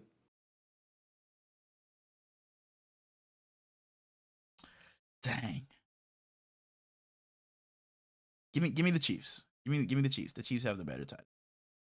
Give me the Chiefs. Are they number 3 and 4? Is it George, Brock Bowers, and then these two? No. Trey McBride. Oh shit. Are we counting Tucker Kraft as well, or since he's hurt, or no? No. Okay, then yeah, they're probably. Yeah. Okay. So whatever order, it's George, Brock, Trey McBride, Tucker Kraft, then probably these two. And then Jake Ferguson at 7. Yeah, probably Jake Ferguson. Mark Andrews, Sam Laporta's up there. Sam Laporta been so disappointing since that rookie season. Yeah, he has. Dallas Goedert, I guess, can be up there as well. Yuck. Moving on. Colson Loveland. The Seattle Seahawks. Move on. What was that last name you said? It was Colson Loveland. I hope you feel bad about yourself. I hope you look in that mirror and think, what the fuck is this guy? I apologize.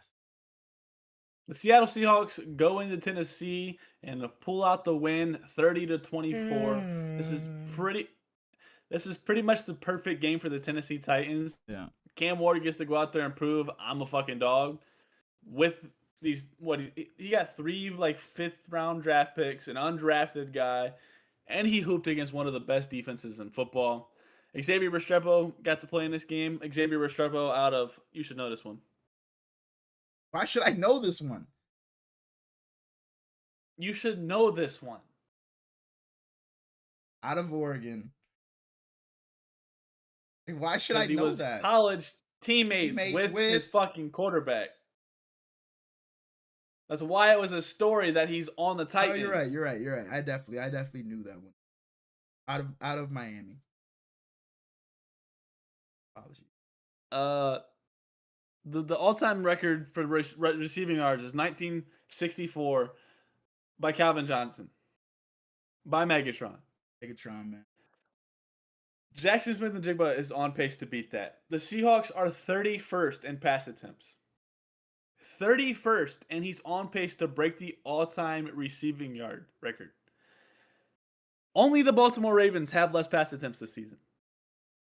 A team that was playing fucking dude. Rodney was excited about Cooper Rush. It's disgusting. Disgusting. Was solid, man. He was a solid quarterback in Dallas, man. Was solid. He was fucking sucked. He was a lot better than solid in Dallas. Cooper Rush, do not come on the pod. When Calvin Johnson had the record for most yards in a season, the Detroit Lions had the second most pass attempts of all time. That's crazy. It is. It is. This offense, if you put go ahead. Calvin Johnson here and Jackson Smith and Jigba here, just pure frame against each other and said who's the better receiver, everybody's pointing at Megatron and saying, well, obviously this dude. I'm still pointing at Megatron. Until I see a defense in fucking man coverage have two people in front of Jackson Smith and Jigba, I'm rolling with Megatron. You haven't seen that yet? No. Has that happened? Two people sitting in front of. Yes. Two people sitting in front of him. Then I'm rolling with Megatron. I mean, what else did the Lions have to fucking stop, though? I mean, what else do the fucking Seahawks have to stop at this point? It's all JSN or nothing. Shareed Haheed. Right. But no, JSN has been amazing. He has a great shot at breaking the record. I hope, he continues this pace, but I don't know if he gets there, but the good thing for him is the Seahawks are going to be in the race for something, whether it's not the title, the NFC West title. It's going to be for a playoff spot because that's how close it is. So they're going to be playing regardless. But I don't know if he gets there. But yeah, the Titans, they made some plays. This was a fake close game. Cam Ward had that really nice play where he rolled out right, evaded pressure, and made that throw to Restrepo, like you said. But yeah, threw back left across the field. But yeah, this was a whatever game. Like we said, it wasn't a great slate, but the Titans looked fine. Seahawks, I expected. Titans are boring. You said? I said the Titans are boring. Very. They're not the worst watching the NFL, though. Goes to somebody else. You know who? It's pretty obvious. Did they draft a running back in the top 10? Yeah, they did. Yeah. So by far the worst. 9 and buddies go into Green Bay to play the Packers and get the fucking brakes blew off of them 23-6. The Vikings got to stop after half, and Miles Price got pushed into the fucking punt. Your punt returner got pushed into the fucking punt. Packers recover. Easy touchdown for Emmanuel Wilson. J.J. McCarthy finishes this game with 87 passing yards and 2 interceptions, and he was sacked 5 times. Is there a stat we want to talk about? J.J. McCarthy. I think if I go get a high school quarterback right now, not even a 5-star, he could go out there and be better than fucking dude. JJ looks fucking awful. From his accuracy, his mechanics, he just looks fucking just terrible. Terrible, man. I'm not convinced we can't put Jordan Addison back there and get better results. I don't know. We talked about Justin Jefferson and him being quarterback proof until JJ McCarthy. It's what the fuck is happening, man? This is just so terrible for a team that had playoff hopes, a lot more than playoff hopes coming into this season. For you to be where you are now, I mean, it's just super disappointing. And for the Packers' sake, I mean, you won this game. Michael Parsons and that defense has been pretty solid.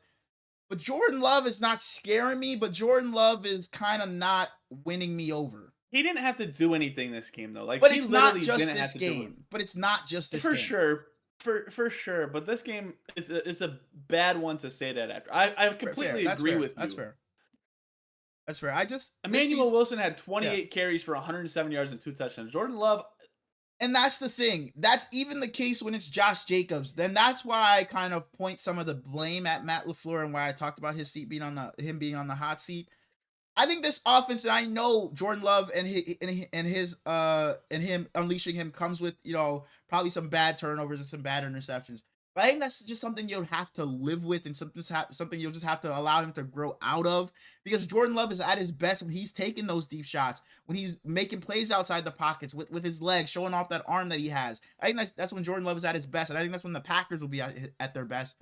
So I just don't know how long they can continue to be this run first team. We're gonna run on first and second down, and then okay, Jordan, it's third and whatever. Here you go. Let's make something happen. I just don't know how long that's gonna work for. I want to see Jordan Love be unleashed, and I think that's when we'll see the best version of the Packers. I agree. The Panthers are doing a very similar thing. Bryce Young is not being used to his fucking strengths. I'm scared about the Vikings. Their season's probably over. The Packers, I'm not scared about you in the opposite way. The New York Jets and Tyrod Taylor go to Baltimore and get beat 23-10. John Mechie's finally starting to find himself a home.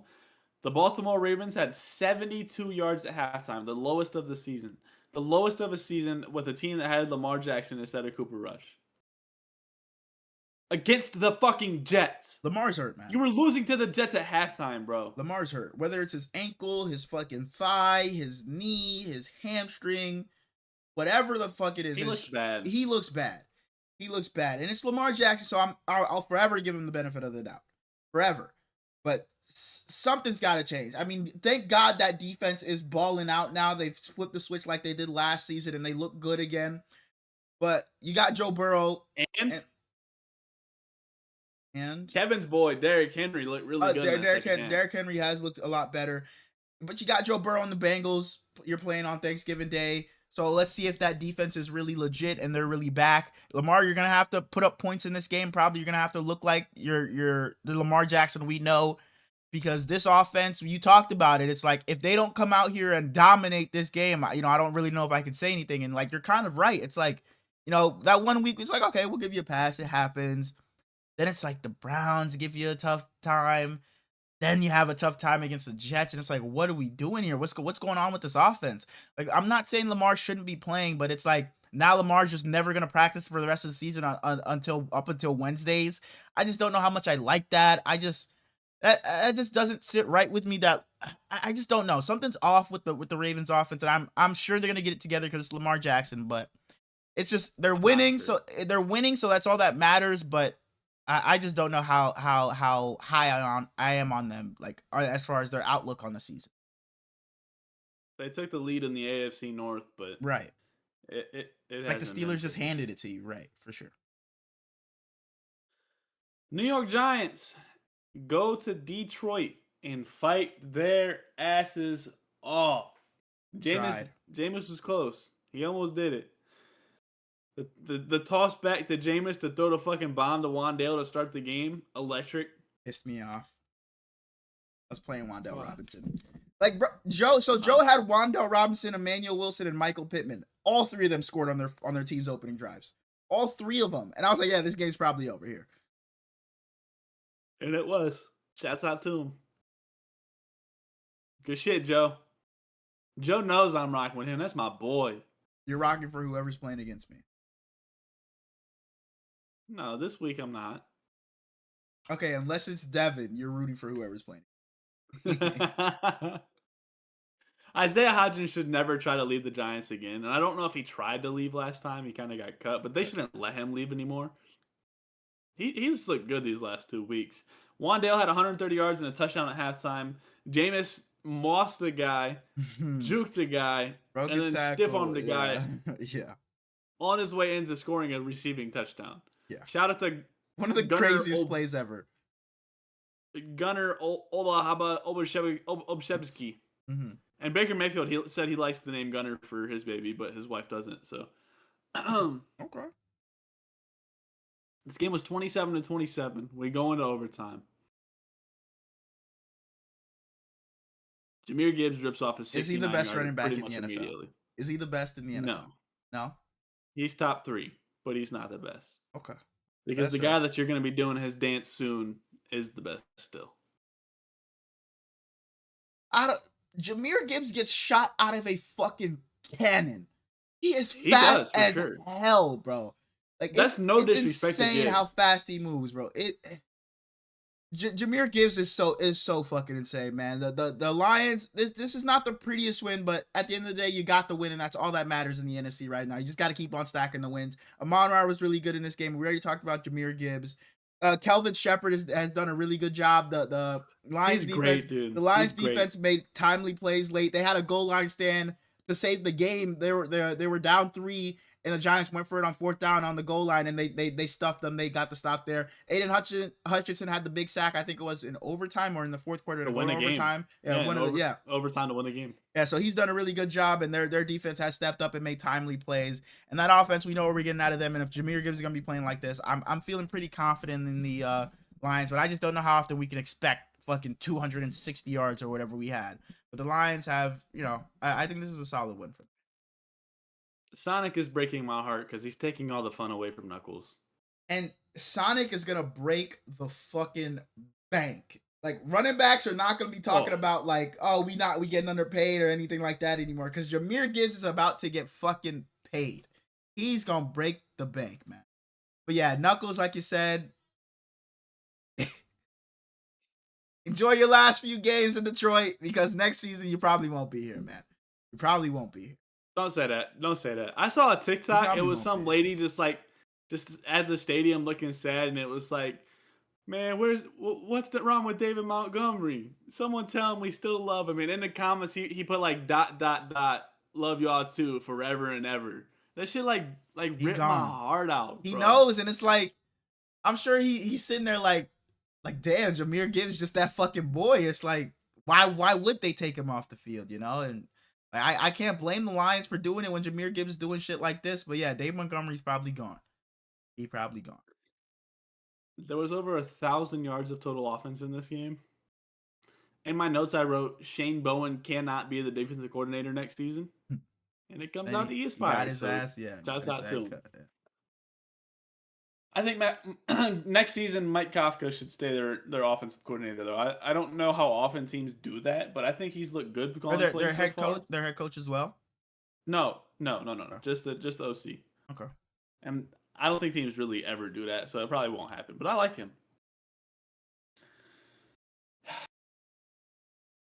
The Pittsburgh Steelers go to Chicago and fall 31-28. Mason Rudolph starts this game. You know Aaron Rodgers wanted to play that game against the Bears. It hurt me that he didn't play.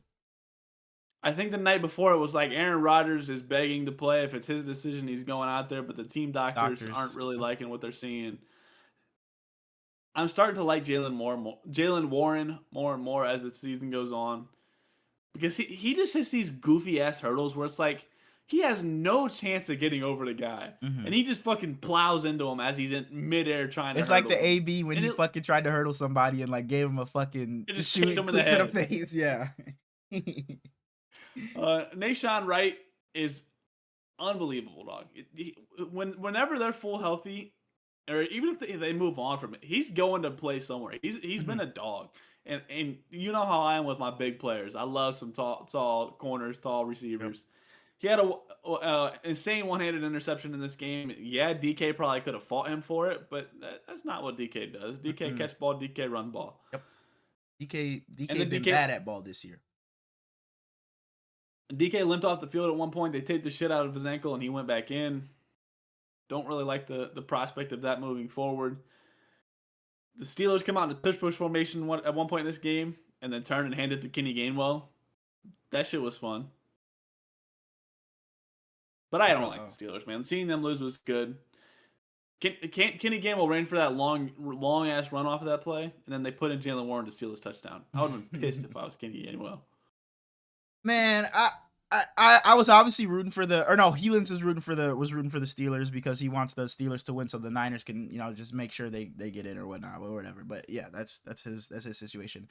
But I thought the Steelers were gonna pull out this win, but because the Bears run game wasn't going, DeAndre Swift didn't have a really good game in this game. And Caleb, you look at the box score, his stats are there, but I don't think Caleb had a great game in this game either. He just made enough plays just to get the job done. He didn't have any. What's up? That fucking sack by TJ Watt in the end zone for a touchdown. That was some of the most disgusting ass shit I've ever seen. Yeah.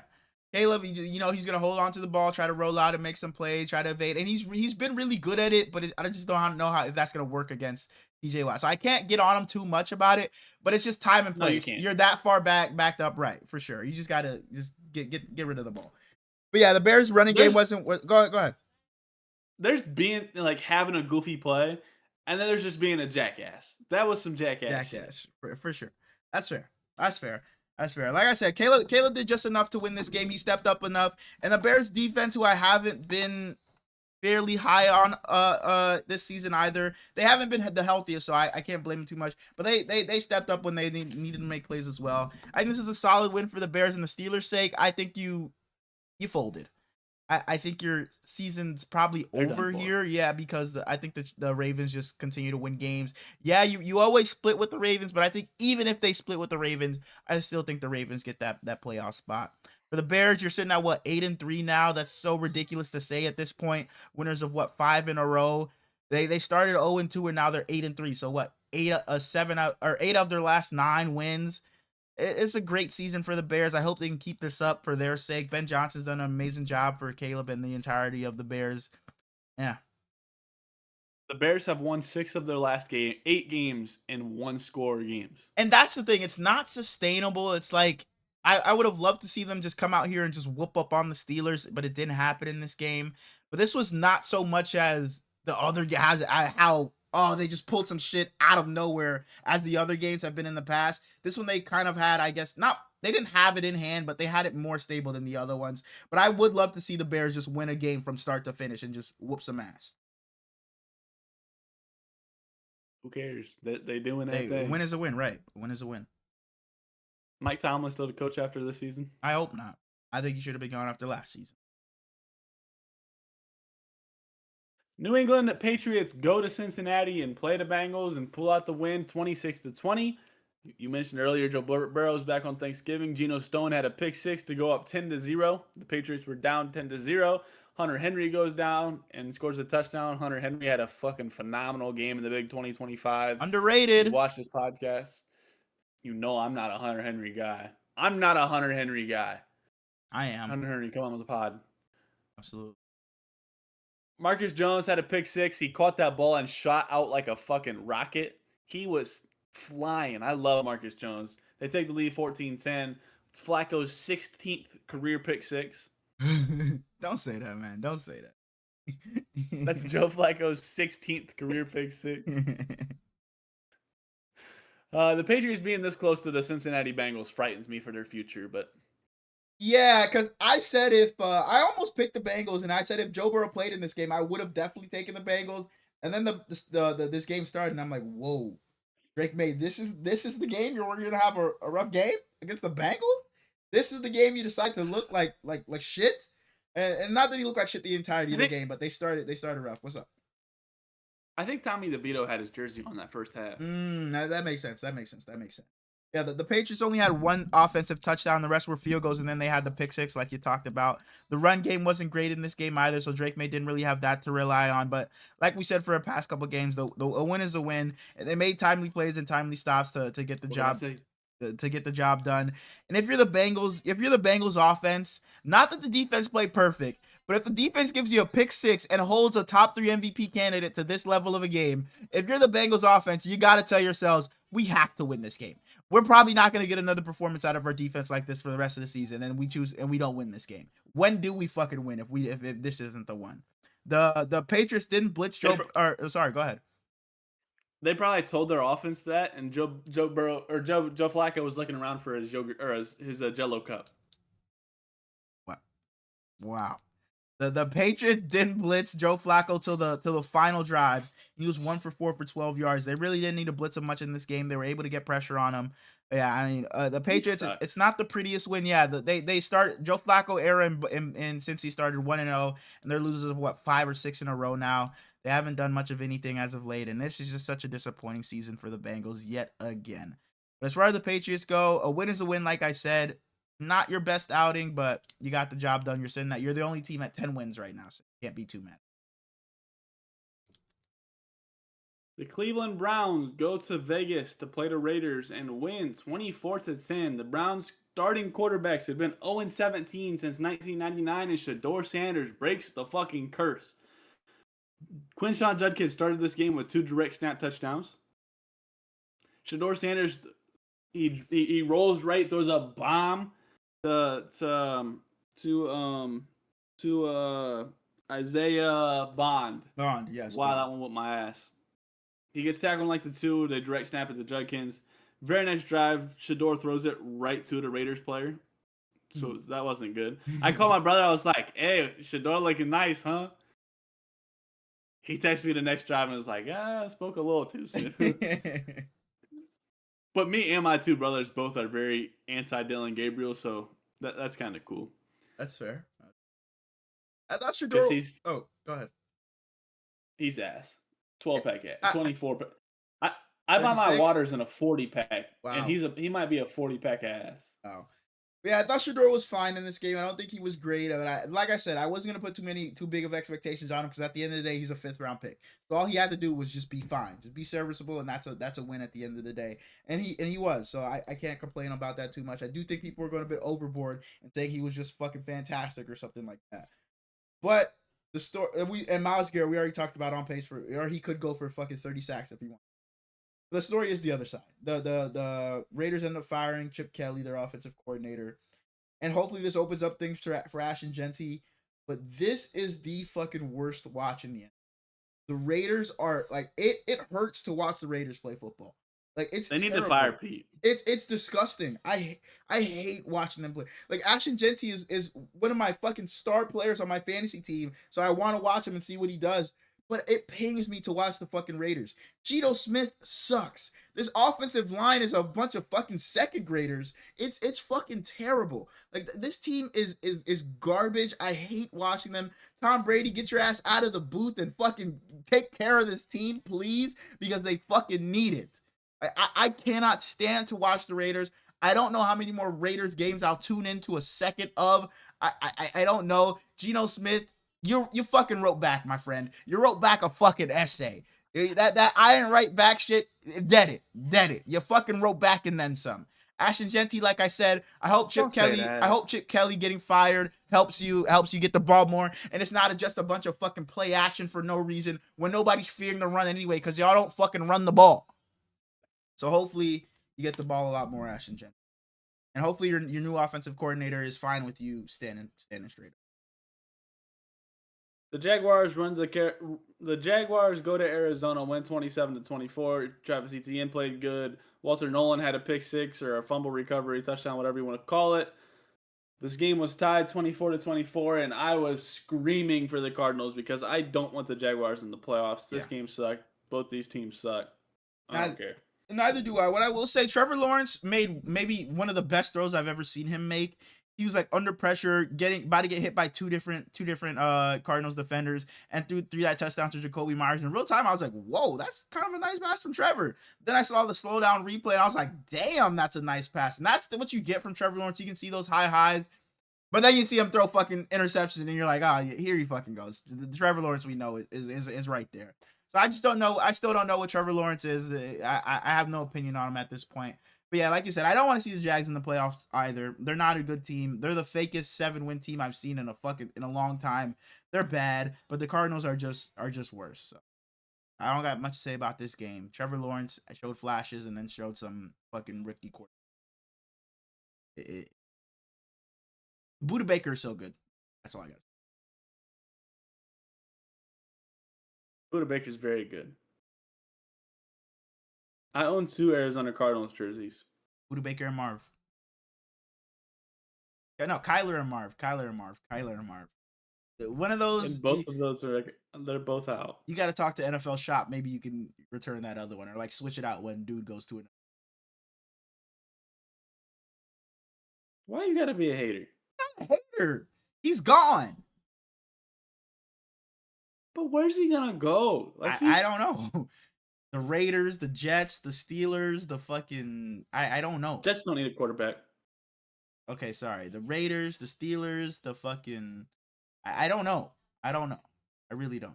Niners maybe? That'd be cool. The Philadelphia Eagles go to Dallas to play the Cowboys, and after being up 20. Oh, you didn't like this game? No. It was something else. Something else. Probably something at work. Yeah. Let's just move. Was it the picture you sent me yesterday of a busted Bro, and that shit fell from like fucking 2 feet, bro. It fell from 2 feet, and that bitch, just like I talked to you about the fucking 2-liter. Thank God it wasn't a 2-liter, it was just a 20-ounce. That bitch fell from 2 feet. Then it just fell out of my fucking hand. Boom! And it goes shoot. And there was some the fucking Bud Light guy working in the cooler as well. So it boom, and it sprays all over it. And I'm just like, bro, I'm sorry. Because it got on him too. And I'm just looking at him like, my fault, man. Like, I don't even know what to say. I'm just sorry. It was just one of those days yesterday. But I ended up finishing that bottle. I was like, fuck it. It popped open. I'm just gonna drink this shit. So the vanilla holiday cream, whatever it's called, it's pretty good. You should go and get it if you that's your body. No, because soda's not good for you. It was a Coke. It was a zero. Whoa! This guy telling me soda's not good for me when he's had pizza 30 days out of this fucking month, and we're only on the fucking 25th. Let's move on. Let's not exaggerate. Let's not exaggerate. Right. Only 27 times this month. Sorry. I hate you. I don't even really eat pizza though. The Eagles started this game up 21-0. AJ Brown looks good. Devonta Smith has that.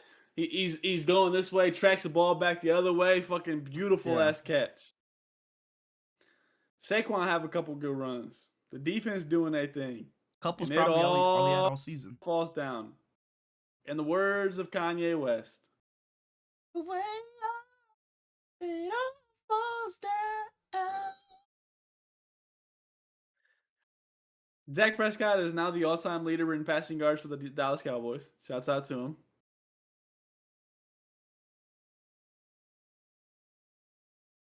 Brandon Aubrey misses his first real field goal in this game. Because he missed a 68-yarder, but are we blaming him for missing a 68-yarder? Right. He missed a 51-yarder. Is he washed? He might be. I think if I'm the Cowboys, I probably cut him. Elon said the Niners should probably just fucking sign him. I know Eddie Piñeiro's been great, but why not just sign him, right? I heard that Brandon Aubrey probably gonna go to the Patriots. No, I think he should come to the Bay. You know, he's in Dallas. He likes big cities. Just go get Jake Moody. Big cities, the Bay. That's like the 4th biggest city in their own state. All right. Speaking of Brandon Aubrey, though, he kicks the game-winning field goal in this game. Cowboys win 24-21. Quinnen Williams has been elite since he's gotten there. Getting Logan Wilson, getting Siobhan Rebel back, DeMarvion Overshawn, getting Malik Hooker back. It completely changed this defense. I know it's sad to say, but I would love to see them with Marshawn Nealon on the other side of DeMarvion Overshawn, but prayers up to him, man. Javonte Williams, he's going to get a nice little bag this season, hopefully. Probably should have just paid Rico, but yeah, my man's the chance, so shouts out to him. George Pickens. Man, 2nd in the league in receiving yards. I think I saw stats. He only has like 20 less yards than the entirety of the Eagles receiving core. I mean, he is. Is he 2nd on his team? I'm still gonna go CeeDee Lamb, but George Pickens is making the best case you could possibly. He is balling. No chance we get to this offseason and have no drama with that paycheck, right? No, there's no chance. No chance. There's for damn sure going to be drama. I wouldn't be surprised if he's not a Cowboy. I expect him to be a Cowboy, but I wouldn't be surprised if he's not a Cowboy because he is going to get paid. And I just don't know if you want to put yourself back into that situation where now it's not that you have somebody super high paid on the defensive side. You got 2 of the top highest paid receivers. You got one of the highest paid quarterbacks. And then you got Quinnen Williams. I just don't know if you want to put yourself in that situation. But like I was saying, the Cowboys have a really bright future. For them to just trade away Micah Parsons a few months ago, I think their future is insanely bright. I think this season they're probably just a little too far back to make any noise, legitimate noise in the NFC. They're sitting at 5 wins. They probably have to win out to really get in, and I just don't see that happening. But you talk about next season, if they bring George Pickens back and forget about the long term and what that contract would do to them. You have Quinn Williams in that defense that has stepped up. You have 2 first-round draft picks this year. You have other draft picks in future years. Your offense is the best in the league. I'm really high on the They still have Cowboys. 2 picks? Yes, because they had the Packers, they had their own, then they got one. Fuck. What's the other? There's another that I'm missing, but I know I'm 99% sure they're 1 second. Forget with you. Because they got Cowboys draft. I'm just gonna sit here in silence and stare at you until you figure it out. Okay. Make some really good podcasting. What are they showing me their past ones? Let me look up. Sorry. So past ones, the first pick they had was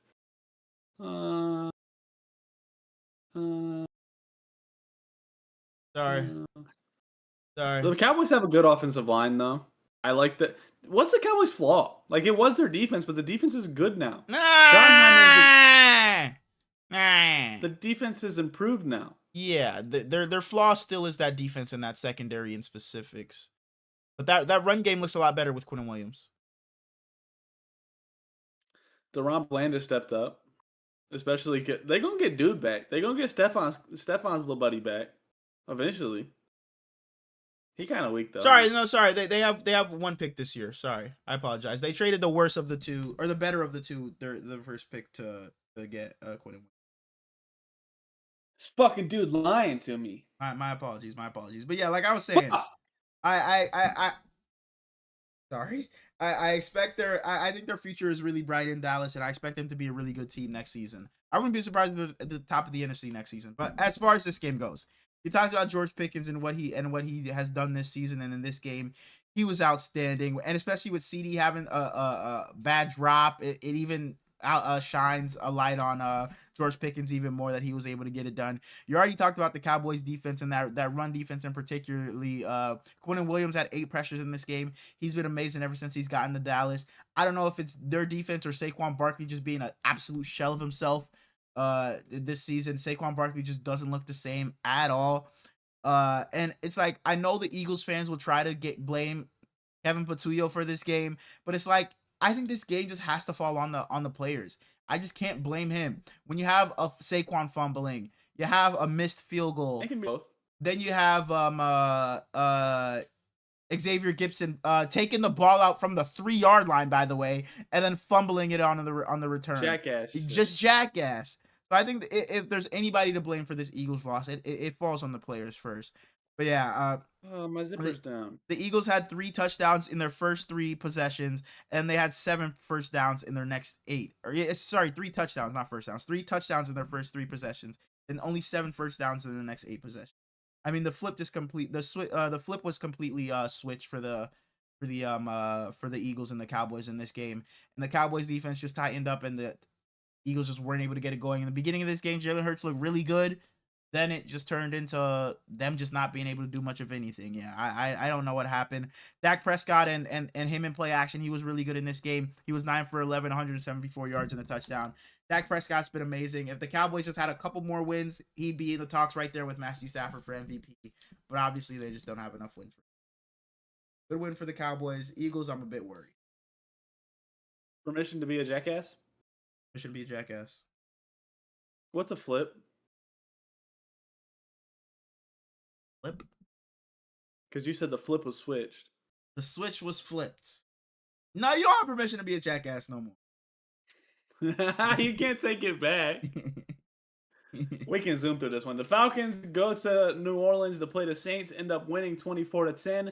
It is time for the Saints to blow that motherfucker up. Pay Chris Olave. Alvin Kamara got hurt in this game. He should have been moved at the deadline. If he doesn't want to get traded, tell him have a good life somewhere else, because there ain't no reason to pay that man right now. Taysom Hill should not take up money next season for this team. Jawan Johnson's had a good season. Maybe because some value out of him. Demario Davis is a good little veteran linebacker. Anybody over the age of 30, outside of Cameron Jordan, doesn't need to be on this roster. Kirk Cousins starting in the Big 2025 is damn near puke worthy. He did make a deep throw to Darnell Mooney though. It excited me a little bit. I still don't think Tyler Shuck is a good NFL player, but he is a little bit fun to watch. This should be Devin Neal's offense going forward, and Chris Olave has had a good underrated season. Yeah, I don't got much to say about this game. Kirk Cousins looked fine. Bijan Robinson still just doesn't get the ball enough.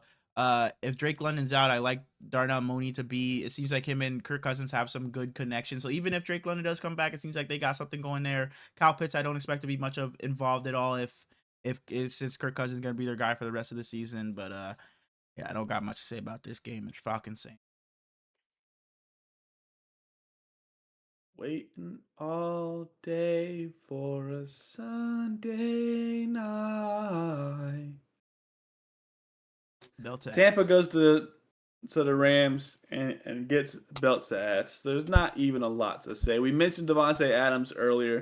We've mentioned Matthew Stafford several times. We've mentioned Baker Mayfield several times. This is the last game of the day, and they might have gotten the most talk in the first fucking few segments of the episode. Matthew Stafford, 25 straight touchdowns and 0 interceptions. It's just unbelievable. Kyron Williams, please draft a running back this season. I'm finally time to sell my ticket of the Tampa train. Yeah.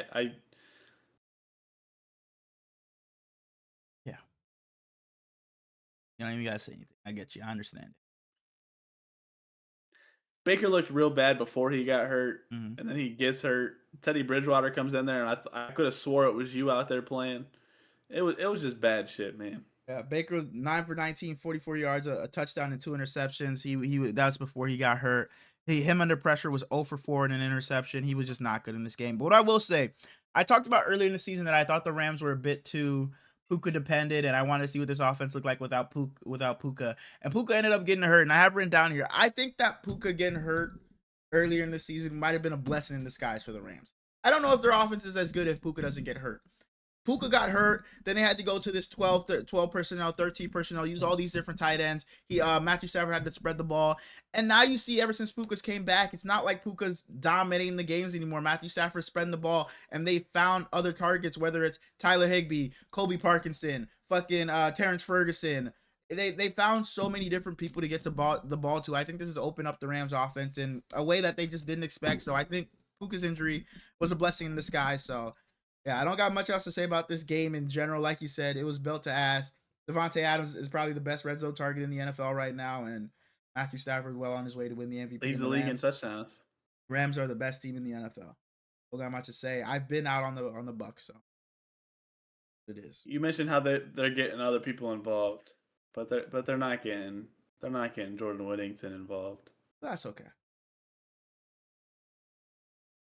No, it's not. It's okay. No, he'll be all right. No. He'll be all right. You'll be all right. Kevin back there will be all right. I know he's not a big Jordan Whittington guy, so it'll be fine. Kevin! He actually hates him. Like despises him. He doesn't have anything to say. My bad, Kevin. Jordan Whittington Put your fucking hand down. Went to the same college as Roshan Johnson. Keep going. Why do you be doing that? Went to the same college. I only got 2 other on me, and they both are immediate giveaways. Okay. Take it to the NBA. I only got 1 on me there, and it's an immediate giveaway. Oh, okay. The current quarterback at the school wears number 16.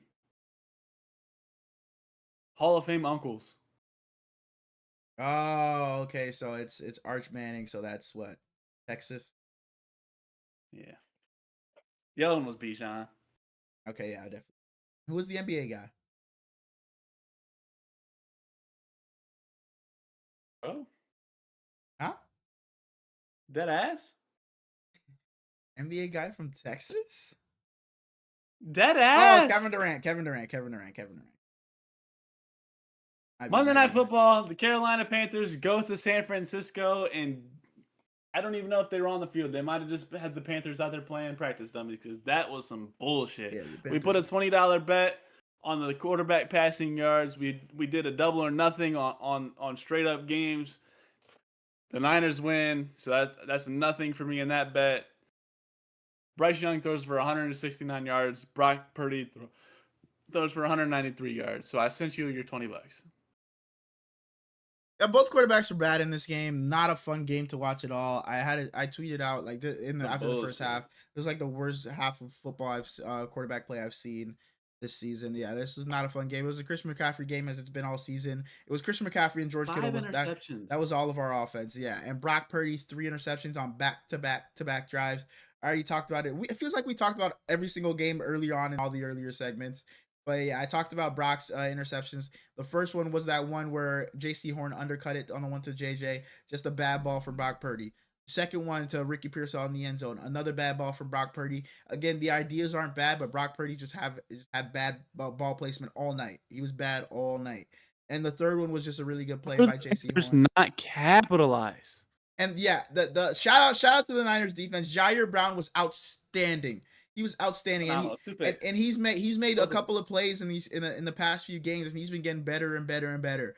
So shouts out to Jair Brown. Upton Stout made a couple of nice plays in this game. Renardo Green had a couple of nice plays in this game. The young secondary played very well in this game. I'm watching this game. Bryce Young drops back, looks left. Nalo is wide open.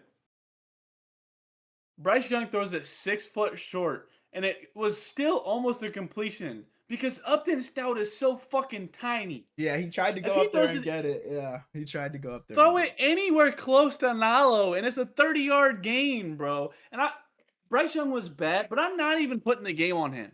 Dave Canales, in my opinion, is a good football coach, but what the fuck was he doing in this one? Some questionable play calling, yeah. Yeah, sure. I don't know why you just don't go out there and run the ball like 4 times when you get that interception and you're that close. But Bryce, it was a bad decision to throw it when he could have just pulled it down and ran it, thrown it away. But that interception in the end zone was just a bad decision. On first down, an interception in the red zone on first down will always just be terrible in my opinion. Just live to fight another down. Just live to fight another down.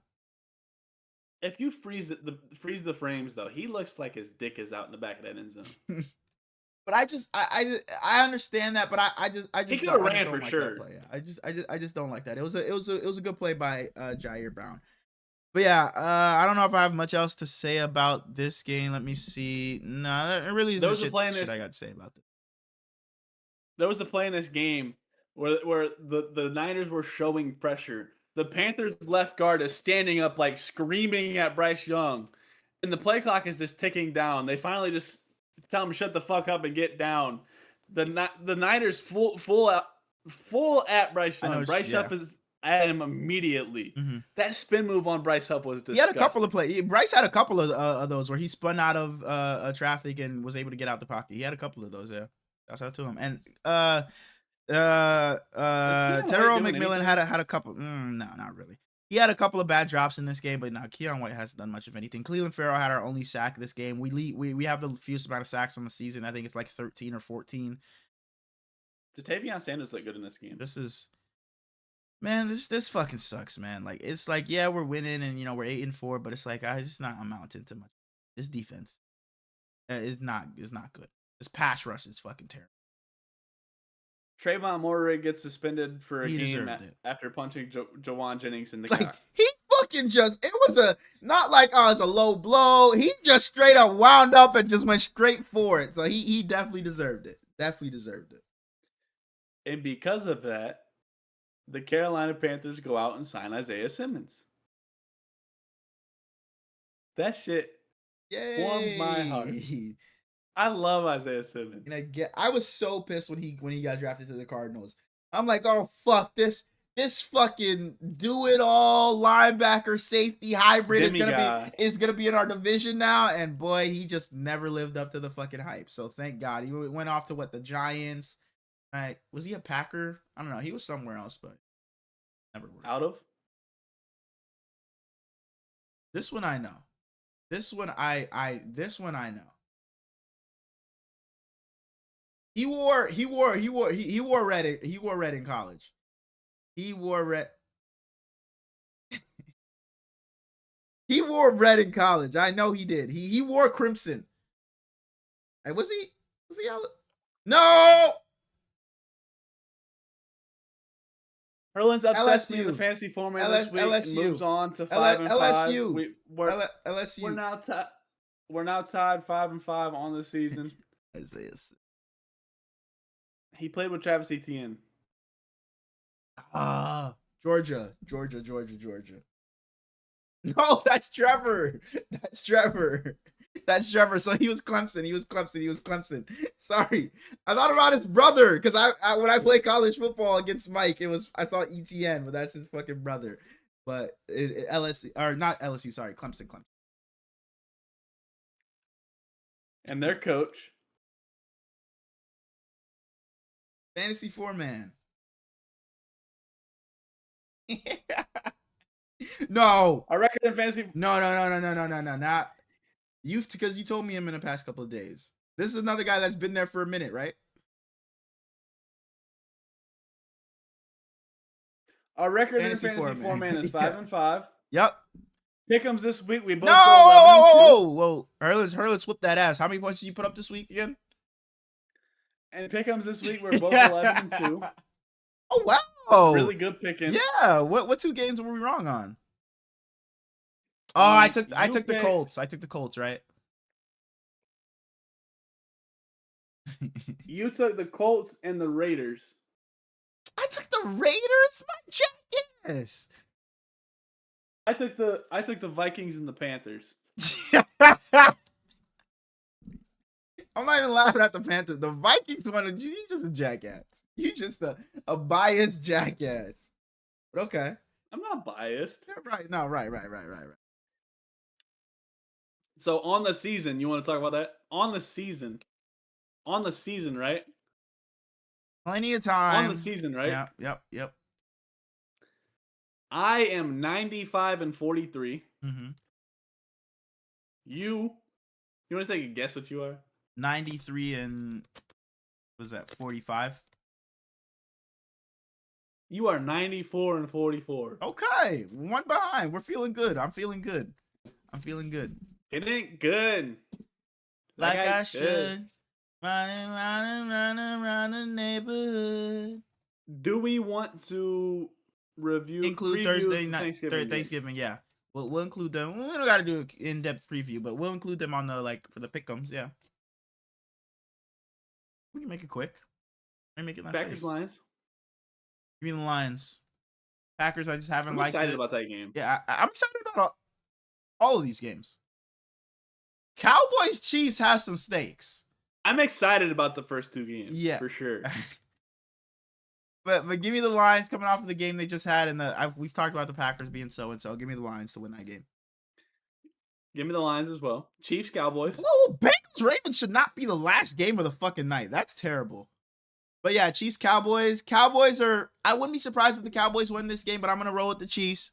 Cowboys have been, we know what their offense has been, and their defense has been playing very well these past couple of games. Give me the Cowboys. I don't want to go Cowboys. Give me the Chiefs. Give me the Chiefs. You should take the Packers too. No. I'm good. We should differentiate on all 3 games. I'm okay. Oh, so go Packers then. Go Packers. Go Pack. Go. You gonna take the Bengals? No. If you take the Bengals, I'll take the Packers. No, that doesn't equate. That does not. What? What? The fucking Bengals? The Bengals. You know what? Fuck it. Give me the Bengals. You take the Packers. Go Tigers. Give me go Tigers. Give me Joe Burrow and the Bengals. But you got to take the Packers. So give me. Let me write these down. So I got Lions, Chiefs, Bengals. Motherfucker took the Bengals. What an idiot. Look at this jackass, bro. Look at this fucking jackass. I got Packers, Cowboys, Ravens. Packers Lions should be the night game. No, it shouldn't. Yeah, it should. No, it shouldn't. No, it should. that all we got? Yeah, it should. We're at 2 hours and 20 minutes, so we can push small talk. If How many you're, topics do you have for small? I have four, but we can push them all to the preview We episode. can do two. We can do 2 and 2. We can push. It's all or nothing. Then it's all. Then it's all. I'm down to split 2 and 2, but the people need the small talk. So let's just keep it really small. Like, what's your favorite color? You know, I'm glad you asked that. It's like I've always thought about this question my entire life. Whenever somebody asks me, it's like, you know, I never knew where to Yep, go, yep. and it's like, hey man, ask me the real fucking question. Are human beings, and do you believe you are meant to chase comfort or meant to chase challenges? Ask that again. As human beings, do and should you chase comfort or chase challenges? I think we should chase challenges, obviously, because I've been even one to tell you, it's like, and I've told friends, it's like you gotta get uncomfortable to get comfortable. It's like I'm not gonna say I've lived like that way my entire life. I've definitely been one to just find comfort and just live comfortable and just like if I'm feeling comfortable, it's like I'm fine. But it's like I just feel like you're never gonna progress if you're always just comfortable. It's like I've definitely switched my mindset in the past couple of years where it's like I have to chase a challenge, have some goals set where it's like I can continue. If you're just sitting comfortable all the time, it's like kind of staying stagnant. Is there a limit though? What do you mean? So I don't know why my mind is on Jake Paul. Obviously, when he became a boxer, that was him chasing the challenge. He doesn't need to fucking fight Anthony Joshua. No, So why is he taking that challenge? Because I mean, like he's gotten to comfort. uh huh. So what is even the gain of, if that makes sense? But I mean, that's like saying like, okay, the Thunder won the championship last year. What's the point of playing this season? It's like, Shay, you already got one. What's the point of coming back this season?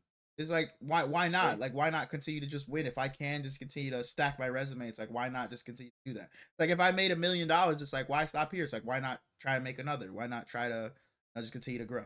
I guess that'd be my reason.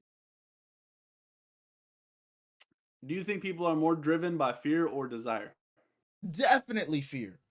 Definitely fear. I think a lot of people like want to do something and have these goals set out, but it's like they have to be forced into a certain situation or like be like cornered to where it's like, oh, I have to do this or else I'm like I'm fucked.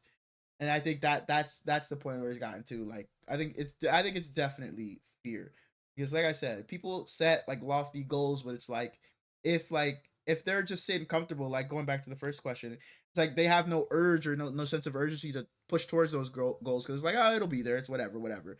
But now if it's like, say, like you're trying to become a fucking nurse or teacher or whatever, and you know the positions are limited, it's like, fuck, there's a sense of urgency now because like I can't miss out on this. I have to go do this. But now if it's like if I want to go whatever for the example may be, if there it could be anything. But if it's like I know it's gonna be there, it's like there's no pressure on me. I know whatever that is, it'll be there. So there's no sense of urgency or So anything like that. it's almost like a combination. You're afraid to fail your desire, afraid of not reaching your desire. Like if you want to be a nurse, you're afraid of failing those classes. Yeah, yeah, yeah. But it's like as far as if there's no fear when like yes, yes. I know it sounds like weird. It's kind of like all just confusing, but yeah, I think there has to be some level of fear for most people to go out and do something. I'm granted there are people For that just sure. go out and just are driven on their own, but I think most people have to be backed against the wall, cornered to go do something. Back to your thunder uh, Analogy. example. Yeah. They got nothing to be afraid of. So are they just pure desire of wanting to win another one? Yeah, I think it's like why not let's just go fucking do it again and just be the best ever. Is there any way you can look at like their mindset could be fear driven? Like I'm afraid not to be the greatest. Like if you're Shay, can you be afraid not to be the best in the world? Maybe like afraid to be like, oh, we were just the fucking one hit wonders, the league dog. Oh, you know, we just got by easy. That's We were good. just a young team that got by. You know, we got to show them we can do it again. So maybe I guess if that's the case, but I don't think it's any. Same aspect, I guess, all of mine kind of went in the same area. Do you believe that people ever stop becoming someone new? Like, can you ever? Because you're constantly learning shit. You're constantly becoming someone progressed For or sure. regressed, I guess. Can you find like your mean or your norm as a human being? I don't know if I have an answer to that question, but if I had to lean somewhere, I'd say I feel like you're always just changing because life changes around you. Even if like you don't want to change, it's like things happen. It's like whether like you become a better person or a worse person, you become a father or something like that, things change. Whether you lose somebody, you gain somebody in your life, you change the way you are. Whether you're in a relationship or not in a relationship, you change. I think just things change around you that force you to change. I think I don't know if there's ever somebody's ever just gonna. Yeah. But Last one or end it? last one. You want to end it? We can end it. No, let's The go last last one's one. not even that good anyway. Oh, let's go We last can. one. Let's go Kevin, what do you think? last one. Kevin, you're the smartest guy I know, man. Kevin talking his ass off, ain't he? Like, damn, it's yes or no. Kevin's response was like too damn much to put on here. It was really in depth though. Um, do you believe that everyone gets at least one shot at changing their life, like a second chance at life? I believe everyone gets multiple chances to change their life. So yeah, if you get one, I think one chance, yeah, for sure. I Like definitely. major changes though. What do you mean? So I think I said last episode I've been listening to Will Smith's memoir, and he said that like after his first couple albums, there I think it was the third one flopped big time, and like he became pretty much unknown until he got his big break at the Fresh Prince, and he was saying that like he was thanking God for his second chance on life, and he swore that he would never need a third one, and now Will Smith is fucking Will Smith. But if he wouldn't, if he never meets that one guy that gets him into becoming the Fresh Prince, that he might not ever get the second chance of becoming who the fuck we know as Will Smith. Yeah, but who's to say that was his only like avenue? There could have been some, Avenue. yeah, there could have That's been fair. something else. He could have met somebody else that gave him a different opportunity or something. So I definitely do think there are other chances for anybody because it's like anybody could be anything. Anybody could be For the sure. fucking biggest content creator. Anybody could be Kai Cenat if they wanted to. I'm sure the odds are slim, but it's like anybody has that chance or that, that zero point whatever As long chance as to you have do the something. Yeah, drive. exactly. So I think anybody can do anything yet, and I do think everybody has multiple chances. Chances are out there for anybody. I've absolutely loved Will Smith's memoir so far. I'm not an audiobook guy because I don't know. I just thought that there was no chance I would be able to lock in on it. Yeah. But listening to it's Will Smith actually reading it, so it's kind of Mhm. just like him having a podcast. It's phenomenal. So I'm excited to go to another book or memoir and see if it can translate the same or if it's just because I love Will Smith so much. Huh? It's my favorite actor of all time. Will Smith. You're not even a fucking movie I'm guy. not a movie guy, but if I had a favorite actor of all time, probably the Wayans brothers, Damon, Marlon. Um, Okay. Um, anybody else? Say What the fuck have they even been in? My Wife and Kids Like, is one of my favorite shows. Haunted House. okay, okay, okay. Haunted House is one of my favorite movies. Um, I just seen him that I didn't really like, but Wayne's brother Marlon was in there. Him. Um, yeah, him. I didn't. Um, yeah, but yeah, My Wife and Fair Kids enough. really. So we got. That's all we got. We out of this motherfucker. We appreciate you guys watching and tuning in to another episode. See y'all next week. Enjoy Thanksgiving. Have some good food. Spend some good time with family and friends. Enjoy football. We'll see you guys next episode. Love y'all. Peace.